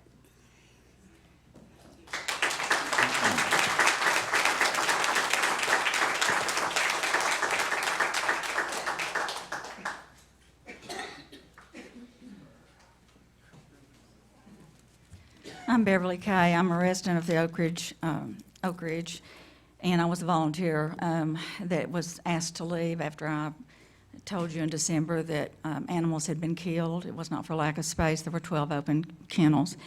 I've been asked by a person if I would talk to some of the issues that had happened at the shelter that I had seen. By state law, there's a 72-hour hold. That means not 3-day. That means from the time they come in to the time something they go out or a decision is made, that they are on stray hold. And so they consider the first day as 1 day, not 24 hours. It could be 1 hour. They consider that 1 day. So in essence, they're looking at 2 days. So I've seen animals that have been euthanized illegally before the hold time is up. So if that was your animal, perhaps that had been gotten out of your home and perhaps had even been scared or something, because scared cats are a lot of times considered feral by them, yet I can hold some of these animals, and I've held them, but officer reporter didn't care that I had held them. So these animals are at risk. So they can be euthanized even before the hold period is up. So that's illegal. That's state law. There's also supposed to be a separate room for euthanization. There have been dogs that have been euthanized in the general population, which causes deep trauma and stress even to the other animals. So that is illegal. I've seen animals come in, they come straight from the door and go straight to the youth room. There is no bypassing, there is no intake, there is no nothing. They go straight to the room and they're euthanized. And then they go in the freezer. I've been there. I saw a mother and her kittens come in a trap. They went straight from the door to the euthanasia room, and this was extremely distressing. And frankly, I did not want them to die alone. I do healing energy with animals. So I went to be with them so they would not die alone. I witnessed, he does not sedate the animal. He did not remove the animals from the trap that they were in. The mother was very scared. The kittens were crawling up. You know how kittens will do, try to get your attention. Beautiful, beautiful kittens. And he took the needle and he stuck it up in the heart of the animal. There was no sedation, and it doesn't kill them immediately. It's very painful, and the heart does not stop yet, so the needle keeps moving. And then he took, while the mother was dying, they're in the trap, they've not been moved out, they've not been touched, they've not been handled. These baby kittens, they're crying, have not been handled, and there is a heart. Mr. Chairman, I'm sorry. I came tonight to listen to people talk about what issues are going on at the animal shelter, suggestions on how things may calm down. I can't handle this. I'm sorry. Okay. Okay, Teresa, may I, please? I know, I can't handle it either. It haunts me. I can't sleep at night. I cannot sleep at night. You need to know what you're supporting. You need to know what's happening at this shelter. No personal attacks,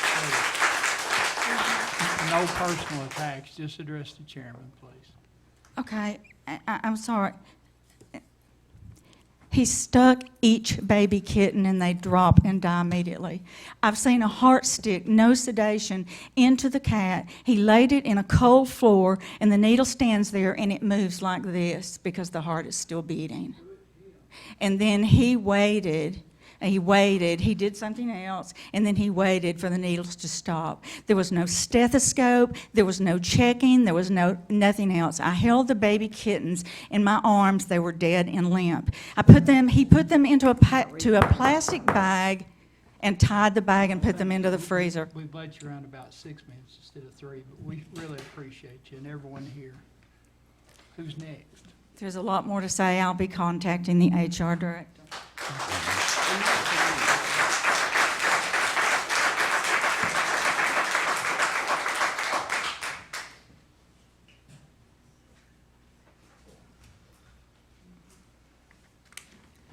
Hello, my name is Summer Henry. I am not a citizen of Anderson County. I'm a citizen of Knox County. However, I have been in the animal welfare rescue community since 1997. I work with Double Dog Rescue. We are a 501c3 that is, we're actually based in Connecticut. Our sole purpose is to pull animals, primarily dogs, but we do occasionally take cats, from high-kill municipal southern shelters and to have their vetting completed and then transport them to our fostering network in Connecticut for placement. I have pulled from the Anderson County shelter in the past. I pull more frequently from Oak Ridge because they are a delight to work with, both their staff and the Foraz community. I really did not intend to speak tonight. However, as I've sat and listened, I felt beholding to tell about a specific situation that occurred this past week. After, of course, I saw everything that was coming across social media, I noticed that there was a cat. Again, I don't frequently pull cats, but that was posted.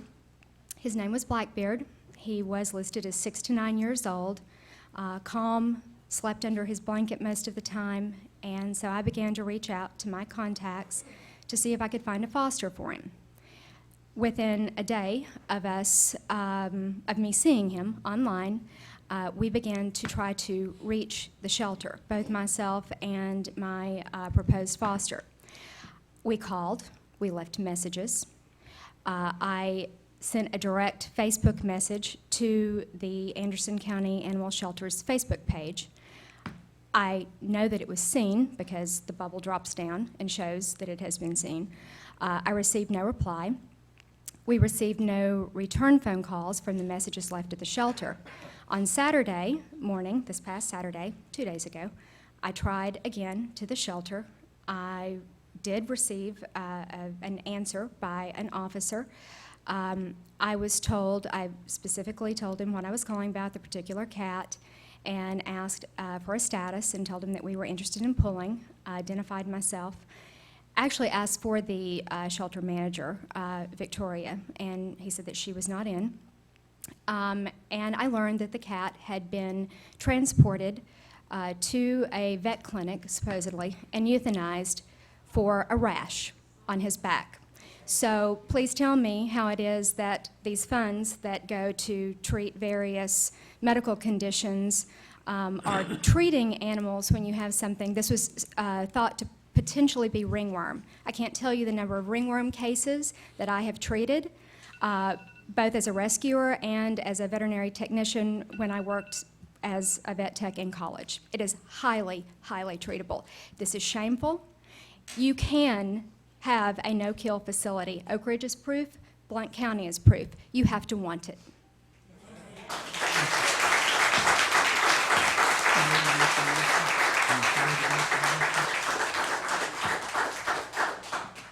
One more, and then we're going to let Commissioner McCamey speak, make a motion.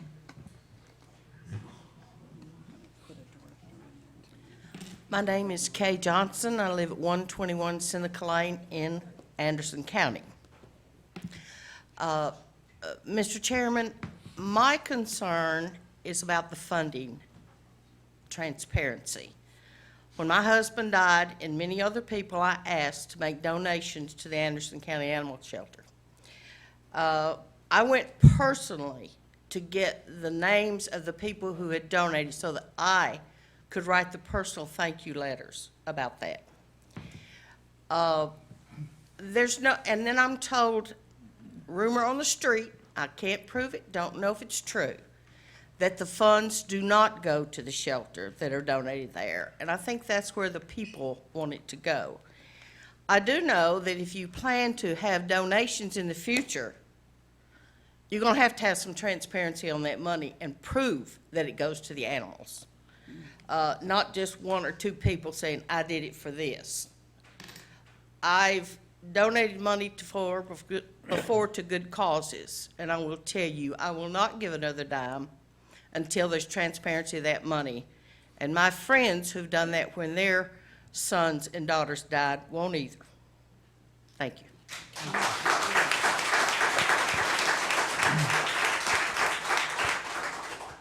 I think that we've had some good comments and brought some awareness, and I think every member here has got some ideas about going forward to deal with this. I think Commissioner McCamey was wanting to make a motion to begin with, but you know, we've heard several things about transparency, about cameras, about having a veterinarian, more space. I think these are the things, that's what I'm getting from the people out there. That's what they're wanting to see. So comments from... Come up front, please. I'm listening to all these people, and they're all Your telling me name? the truth. Oh, sorry. Sorry, my name is Melanie Lund. I go by Mel. Most people know me by that. And I actually worked with the shelter for about 3 years. I started as a volunteer at PetSmart, and then I became a paid employee as an animal care technician in November of 2018. And I pretty much spent my time at PetSmart, but I did work at the shelter as well. Then in March of 2020, I actually became the shelter manager just by default because it was just Brian and myself at that point because the previous shelter manager resigned and Leah, who was an ACO, she went out on medical leave. So it was just the two of us. So, and I was happy to assume that role and do that. And that, you know, required taking care of PetSmart too. And that was just fine because it was COVID. So we weren't actually getting that many animals at that point. But anyway, once I assumed that role, I took that role seriously as shelter manager. And I saw to it that all the animals were posted on Facebook. Facebook is everything. Facebook is everything when it comes to advocating for the animals, sharing their stories, telling, and not only saying, you know, this is an animal, it's a stray, it came in, or an animal that was surrendered by an owner, and to give as much information as possible. Share the story. Touch the hearts of the people so that they get invested in what you're doing at the shelter to save lives. And they rallied. I mean, I was the person who did all the posting on Facebook. We reached out for volunteers. We asked for volunteers. We asked for fosters, rescues. 2 little ferals came in. I remember, and this is when I first took over. 2 little ferals came in, and I posted them as such. 2 feral cats. They're wild as all get out. But, you know, maybe somebody, you know, they belong to somebody. Maybe somebody's been taking care of them. The public was the one that said, why don't you reach out to feral friends, feral feline friends? And I just hadn't even thought of that at that moment, which was stupid because I knew of them. And other people chimed in and said, yes, reach out to them. So I did. And guess what? Those 2 precious little kitty cats who were wild got pulled by them. And I know Anders, I know the other one got adopted too more quickly. It wasn't as wild. Anders was with a foster for 3 months. I met Anders at PetSmart in Knoxville. It was a totally different cat because somebody took the time, a foster, which is critical in a shelter environment, fosters and volunteers. You cannot do it without them because you can't afford to budget for paid employees. They're critical, and my understanding is they're not there anymore. They're not allowed to come in. They're not allowed to pull. Fosters aren't being contacted. I had a list. That phone was full of volunteers and fosters and rescues, and my understanding is all that disappeared after I left. It's heartbreaking. Sorry. My heart was in that shelter. And in 2020, while I was there, we reached a no-kill status, not officially because we're an open intake shelter, but our total youth rate was 8%. 9% for the cats, it was 33% the year before, and 7% for the dogs, it was 12% the year before that. I'm so proud of that. But it wasn't just because of me. It was because of this community that loves animals and reached out and helped us. And when I gave my notice in January of 2021, it was the hardest decision I had to make because I knew what would happen. And that's why we're here today. It can happen. We don't need a bigger shelter. It can happen with the shelter we have right here. It requires work. It requires work 24/7. I worked at the shelter 8 hours and I went home and was on Facebook for the rest of the evening with Messenger and text and reaching out to fosters and rescues that didn't get back to me during the day.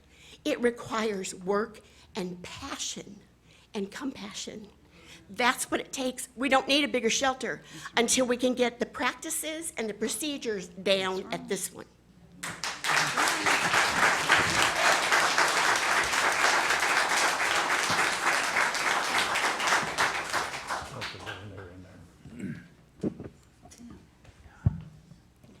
Good evening. I'm Stephen Newby. I know majority of these people in this room. Very emotional situation. I'm aware of it.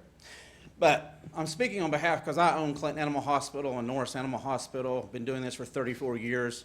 I actually sat on some of the committees that the mayor and so forth has brought forth. There are solutions. There's simple solutions. They are providing some care as need be, some coming out of people's pockets privately. But the beginning has to start from the top of taking that one individual, making sure that we have equal representation as a committee. As long as you want a veterinarian, that is fine. We have a state inspector that takes care of the facilities. But I feel that the whole thing is going in multiple directions. And so as a caregiver of veterinary medicine who has sheltered over 1,200 dogs myself, owns two to shelters, pretty much, and will help anyone in this room as it can be vouched that I can do. I think we need to start at the top, guys, and remake our committee that Commissioner McCamey and myself sat on, have some more oversight, let the oversight done by the personnel, and then include the rescue individuals as we need as a governing body to assist the shelter. It can be done without a large facility. My hospitals take care of multiple animals that come through this shelter. It can be done easily, managed easily with the right personnel, and of course, as the young lady said, the community. We, at our hospital, on a daily basis, contact ARF and a number of these people when we get animals in. Some of them we don't even turn over to the shelter. We're afraid to at times. I have my own vet staff. Not that I'm afraid that they'll be euthanized. It's just I know the way the protocol goes. I can provide the veterinary care. I pay the staff. It's my loss out of my pocket, no one else's. And me and my wife are willing to do that, and we're willing to set forth that effort, do it for the community as well again, and let this situation grow and centralize and make a nice central development for all this, okay? It can be done, I promise you. I've done it for fire and rescue for 27 years. It can be done in the shelter as well, and we just need to bring the right people from the community in, form our committee like we had before, and rebuild the program that we started off before it got split. We were on a great path, and then attitudes got involved, emotions got involved, and that stuff has got to stop, or it is not going to work in this county, I promise you that.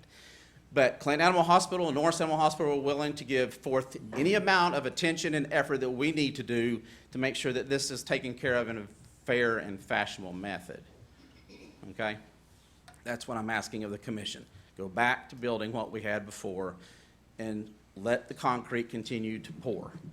You know, so we had something solid until it got split. And now look at ARF. It's got organizational everywhere. I mean, Katrina and them keep me so busy, I don't even know what to do half the time. And they're very busy, and they're raising funds by this community to take care of those needs. And forbidding people to come in has got to stop. We need the help. They need us. We need Brian. Brian needs us. So it's got to work, and I think it can. I promise you that. I promise you. Good statement, Mr. Moody. Thank you.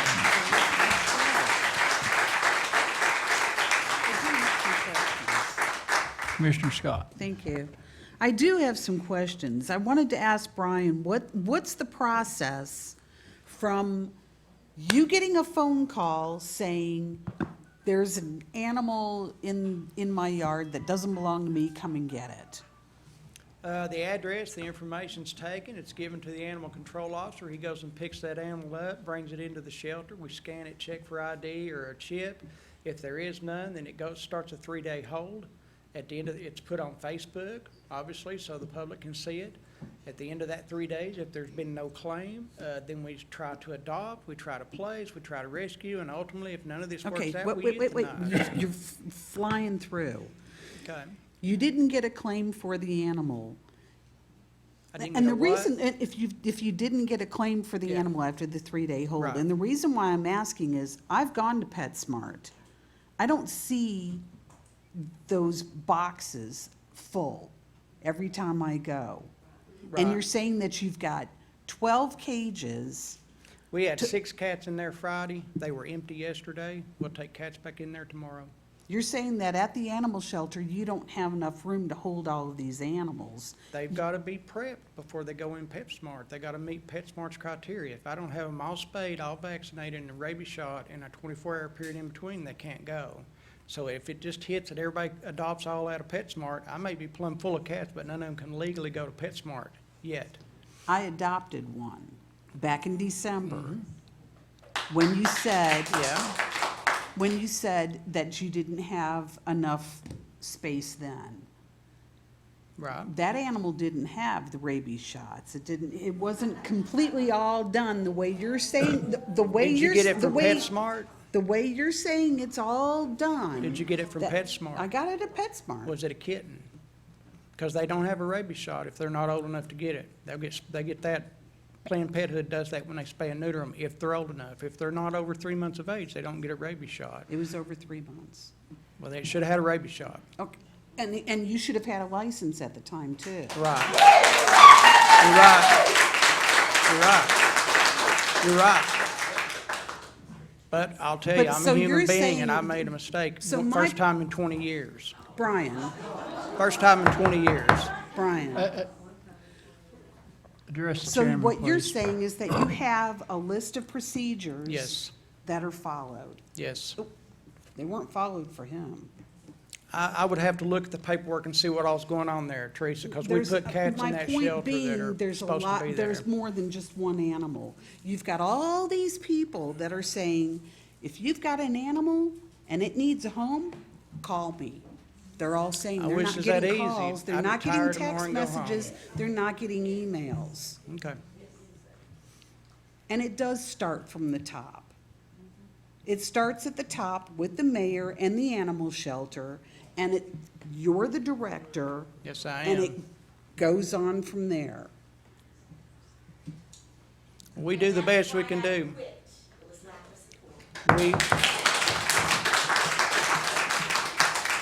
All I'm gonna say is I present numbers to you guys every year of our stats, and I think they speak for themselves. They've dropped dramatically from when we first started this. And that's all I can do, is I can show you what we have done. It's an open book. We could sit here all day and critique everything under the sun. I'm open for improvement. I'm not open to be slammed around, though. You've got a motion, go ahead. Commissioner Wandale. Thank you, Mr. Chairman. You can sit down, Brian. Thank I you. don't want. I just want to say this. I went with my mother, probably 3 or 4 weeks ago. She had a cat that obviously she loved very much and had heart issues. It was dying. So we took it to, Butler Animal Clinic, and, it kind of resonates what I'm hearing tonight. It was hard to sit in there and watch my mother hold the cat and watch the shot, but it took effect very quickly. There was no heart stick. They let her hold the cat as long as she wanted. We took the cat home and I helped her bury it. But then she wanted to get another cat in a couple weeks. And as a commissioner, she asked me, Tracy, where do I go? I said, well, try the animal shelter. And she got frustrated. I didn't use my status as a commissioner to help her or tear down the shelter or call the mayor and complain. I encouraged her to go other places, and she did. And she finally got to go to a facility over in Knox County where you can go into the house and pay $10 and pet the cats, and they come up to you, and she picked a cat, and thankfully she's very happy. She has a cat that had just had babies, and she's very happy, and the cat's happy, and it all worked out. Now, I'm not saying that to criticize the Anderson County shelter. I like and I love what my good friend Stephen Newby said, and I think we do need to get back to having some investment at all parties. And no one around this table is against anybody. We don't want to see animals killed, but I'd like to see whatever that committee was. I can't remember what it was, and I'll be honest. I mean, I wasn't very supportive back then. I mean, I wasn't against it, but I wasn't going out of my way to. But now I have a whole different perspective, and I'll say this: Officer Porter has helped me understand. And look, we all can have opinions, but he's in a tough spot. So, but if we all can come together and we all can work together, I do believe our shelter in Anderson County needs the support of these communities to make sure our animals find homes. And I do believe, it's my belief only, that the Anderson County shelter probably got this defensive posture in the last few weeks and didn't want to expose itself to anything else. So shut the doors and, I don't know, but that's just my perception.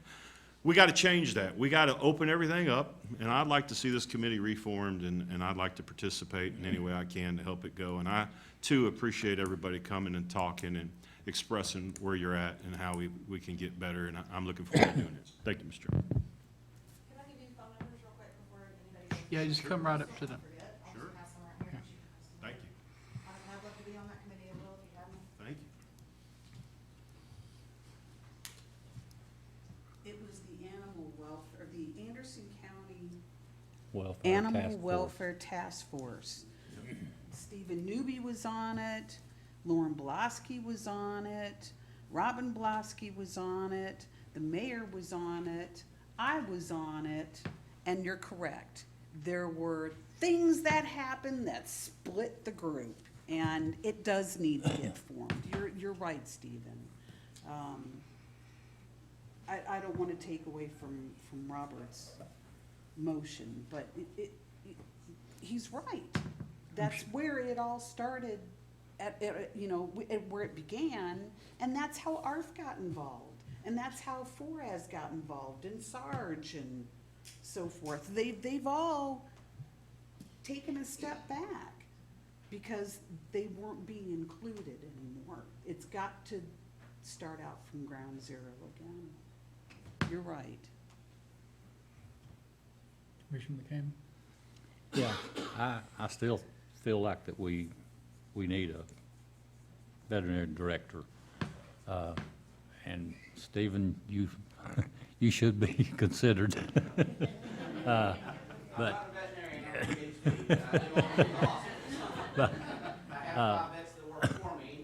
right. Okay. But my motion was to hire a veterinary director, authorize the mayor to hire one. This does fall under her purview, the animal shelter. And add cameras. I think we do need the cameras.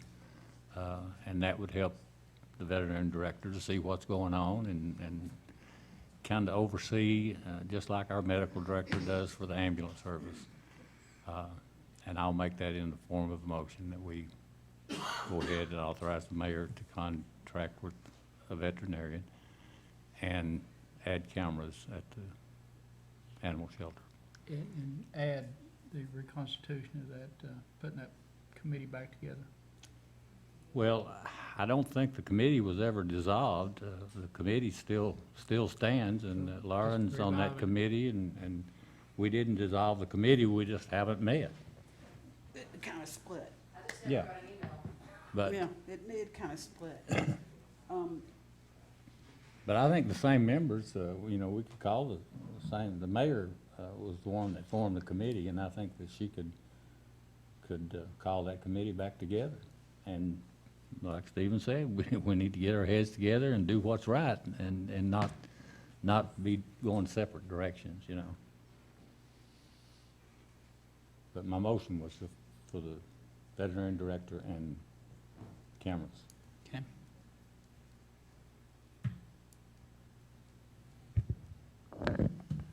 Still need a second. It does. Is there a second? No, that's what we're waiting on. Commissioner Wandell's going to speak. No, go ahead, you get a second if you like. I'm going to second. Motion made by Commissioner McCamey, seconded by Commissioner Meade. Discussion. Yes, Mr. Chairman, I don't have any problems with Commissioner McCamey's suggestion. I think they're very valid, but I believe if we could get that committee to form, I think a more appropriate motion from my perspective would to reconvene the committee immediately, have a meeting, and all of these items can be looked at, including the veterinarian and cameras and all of the issues can get on the table with those who started it. I mean, they all should be at the table, and I don't know why it went away either. I don't know, but if it's still in existence, I would like to see a motion that that animal, what's it called, welfare committee, Animal Welfare Task Force. be reconvened ASAP. That committee, excuse me, Mr. Chairman. Go ahead. Yes, sir. The committee was formed before we actually had a shelter. And that was, once we got the shelter, we just sort of decided we didn't have to meet very much. But that was the beginning of the shelter when we got the prisoners to go out there and lay the block and actually build a shelter. After it was built, we just sort of stopped meeting. Right. And maybe we do need to, reconvene that committee and meet some more. But I feel like my motion is going to give us something permanently just like I said, with the ambulance service, a medical director, and with the animals, a veterinarian director. And he can sort of, work with our staff to make it better. And I feel like we can do that, and it's not, we're not hiring somebody on a full-time basis. He can go out once a month. He can go in and review the cameras and see what's going on, and he can assist our staff. I feel like we kind of need somebody to oversee it. Just, Commissioner McCamey, sometimes it's hard to debate him, and that's a good thing. I mean, that is a compliment. I would be foolish to not vote in favor of that. Obviously, it's going to help the situation. It's going to help the animals. I just hope that we can follow that up with another motion to reconvene, because as we all know around this table, sometimes we say things, but if it's not in the motion, it ain't going to happen. Right. And sometimes the motions don't even happen. So I'll vote in favor of this motion, and then I'm hopeful that we'll pass another motion to reconvene the committee. Commissioner Anderson? I think I need to speak when he makes his motion. Okay. I support Commissioner Yeager? I'll support this too, but I don't think it's completely proper to just say, let's hire somebody. We need to go through the proper job description and through HR, and I'm in favor of it, but not just a blank statement like that. So it's a tough call. I'll vote yes, but I'm not really in favor of the motions. I think he's going to amend it. Okay, all right. If we send this to the full commission to get approval, then of course it would go back to, anybody that's hired. But this, we have a medical director, and it didn't go through HR. We're not hiring somebody. This is a contract that wouldn't have to be bid or hired. They're not going to be a county employee. It's just a contract for professional services. All right, thanks. Through purchasing? Yeah. But that leaves too many avenues, doesn't it? I mean, rather than, you would think that going from the task force and let the task force go through and say, okay, we need a director, a veterinary director, and then we need a director for the animal shelter, and then we need so many staff members, and let them present it to commission to say, we need money, and this is why we need money, as opposed to just, you're handing out a blank check. No, not really. I mean, like I said, it's professional services. We did the same thing with the ambulance service, our medical director. But why not let that go through the task force to decide what it is that they need to satisfy the community? Well, first off, the mayor formed the task force. I was there. I was not, there from the very beginning. I know. excuse me, I was talking. Oh, go ahead. Go ahead. The task force was formed by the mayor. It's not a county commission committee. It didn't report back to the full county commission. This was just to help the mayor because it falls under her, the animal shelter is under her supervision. But she formed the task force. It wasn't this commission, and it wasn't, considered a county committee. We didn't report back to the full commission.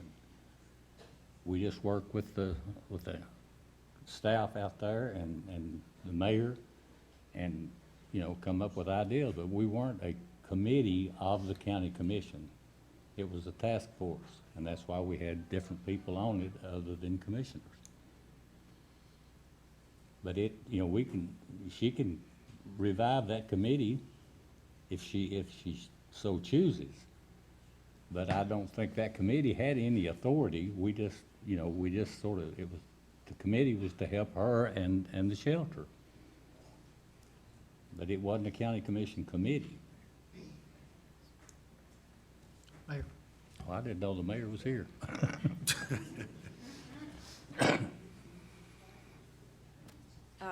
Mr. Chairman, I can reconvene that committee. I'd be happy to do that. That committee actually did put together when we got off the ground, kind of, we would do to-do list. We would present that back to the commission for our next steps and use it as justification for action. As far as the medical director, I love this idea. If you look at 911 years ago, if you call dispatch, one of the things that dispatch and the 911 committee wanted to be able to do was give medical directives. So if in certain scenarios, if it met certain criteria, the dispatchers could authorize medical advice, so how to initiate CPR or some of these life-saving techniques. In order to do that, you have to have a medical director to even oversee that in dispatch.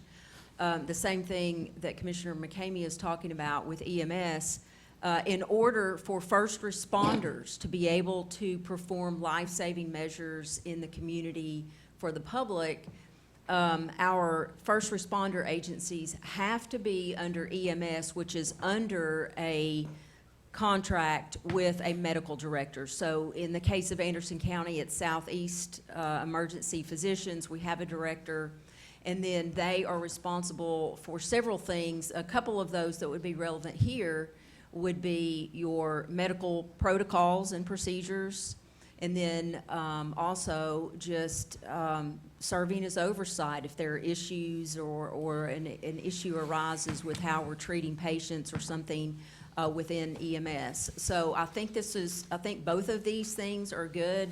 The task force starting up again, and then the medical director idea. But policies and procedure, if you authorize it, then what I will be doing is coming back to you for, okay, here's how much it costs. It will go back through budget committee. There'll be that justification written in the justification section, and commission will have transparency on that. Something else that's very important to mention that was raised tonight about the donations.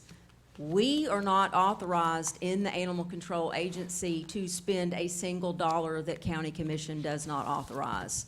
So those donations do go, when they are deposited, as Officer Porter said, it will be receipted on a sheet that says donations, and then there's a sheet that says fees.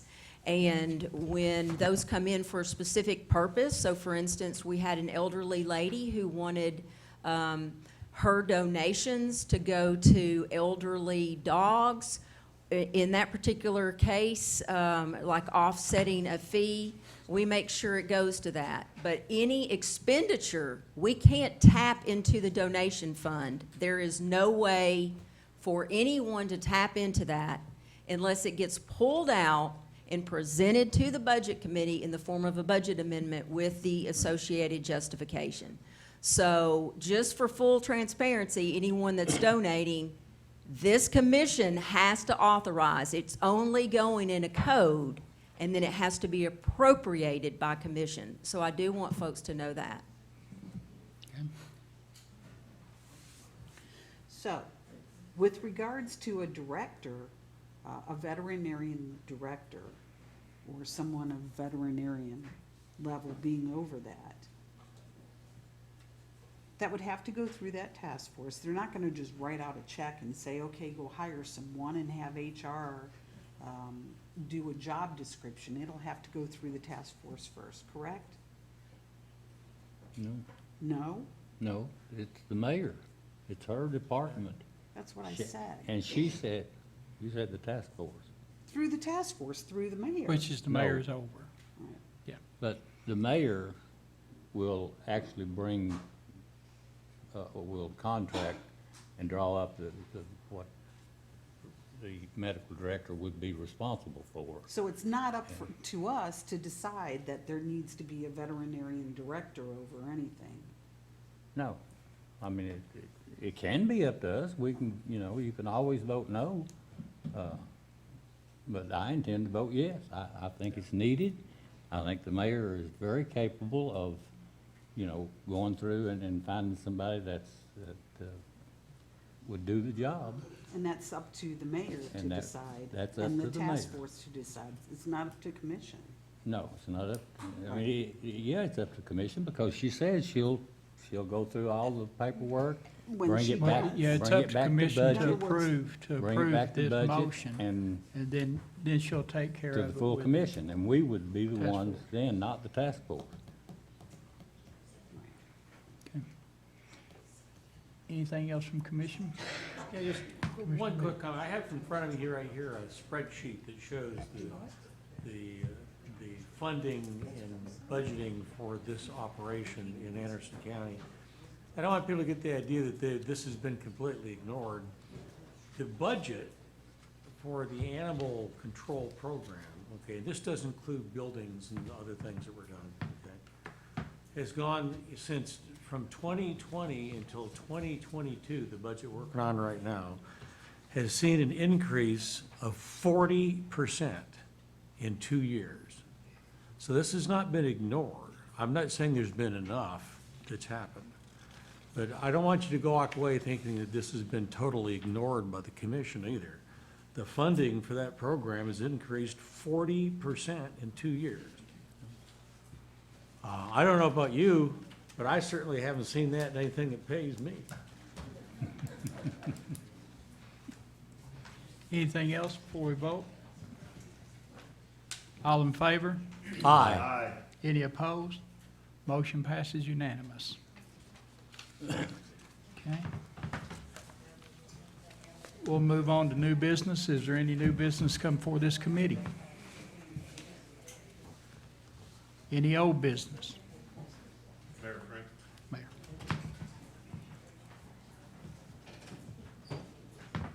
Yes, Mr. Chairman, I think we had spoken at full commission about overdose and fentanyl at the regular commission, and we had intended to put that on here. And I know we had this major issue, so I didn't reach out to you as a reminder. But I do want you and commissioners to know that. Let's let everybody Okay. leave. Thank you all very much for coming out. We really appreciate it. Thank you, guys. Thank you.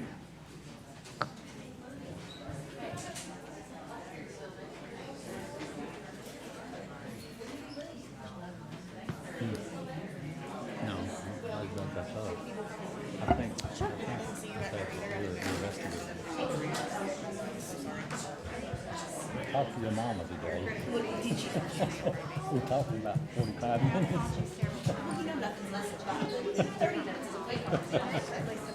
Thank you, guys. Yeah. Probably every day for a whole week. I never got a lot first.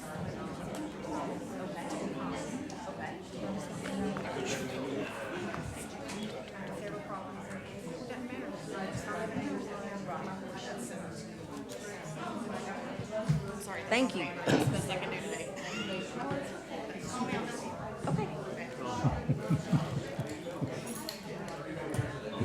Thank you. Thank you.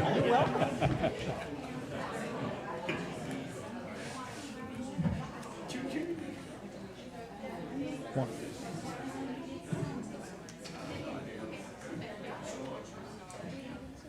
Yeah, that'll.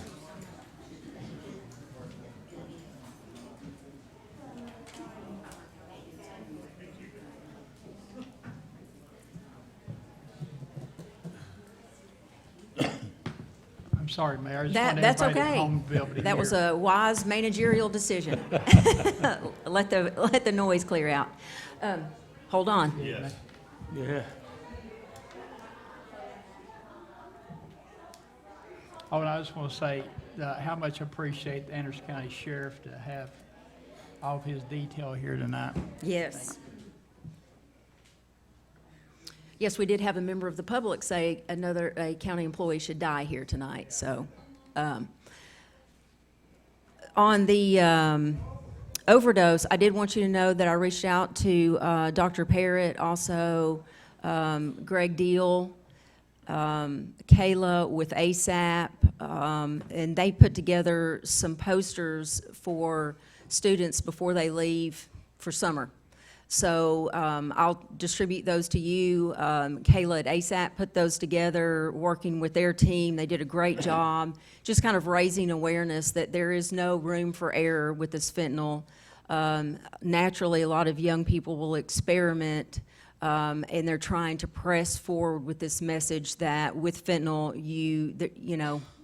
there can be no forgiveness. It may look like a pill, it may be a counterfeit pill, and then it's too late. So they did work in partnership with the schools, and those all went up on last Monday and were widely distributed. They were on 8.5 by 11, and Dr. Parrott said, let's get some posters out there in addition to that, so they did that. And then also, thank you to Andy and Channel 95.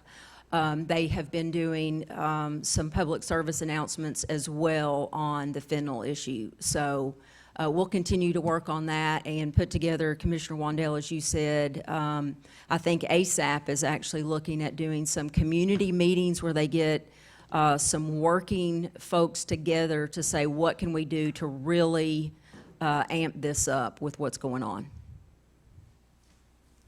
Commissioner Wandell. Thank you, Mr. Chairman. I just want to thank the mayor and Dr. Parrott and all those involved, ASAP.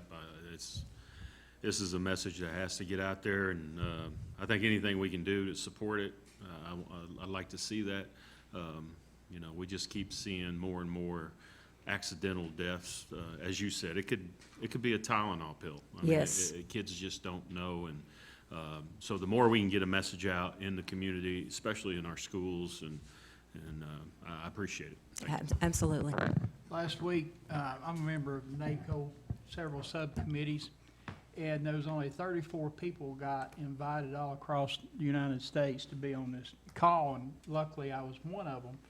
And we had went to Washington several years ago and won an award that Anderson County did through ASAP, because we've been dealing with things like that, so they wanted input. Of course, I was just a listener, but they're using GIS to help track this fentanyl and all these other things. So anything that we can come up with, these people, from NACO, there were people there from, the Atlanta area, Pittsburgh area, from out west.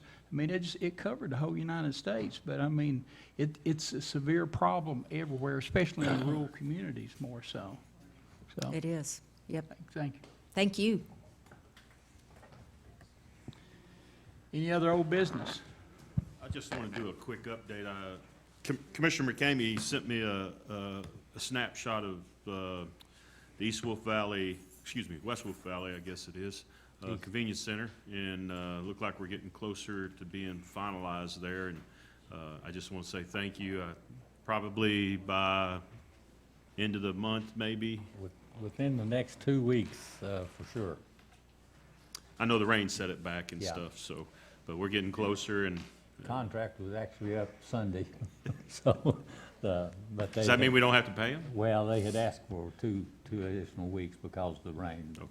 Thank you, I appreciate And it. the county doesn't have liquidated damages, so we can't charge them anything. Thank you.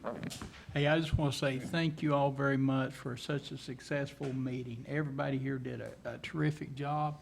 It could have really got out of hand because, as you know, there's been threats of violence, and, we did hear one.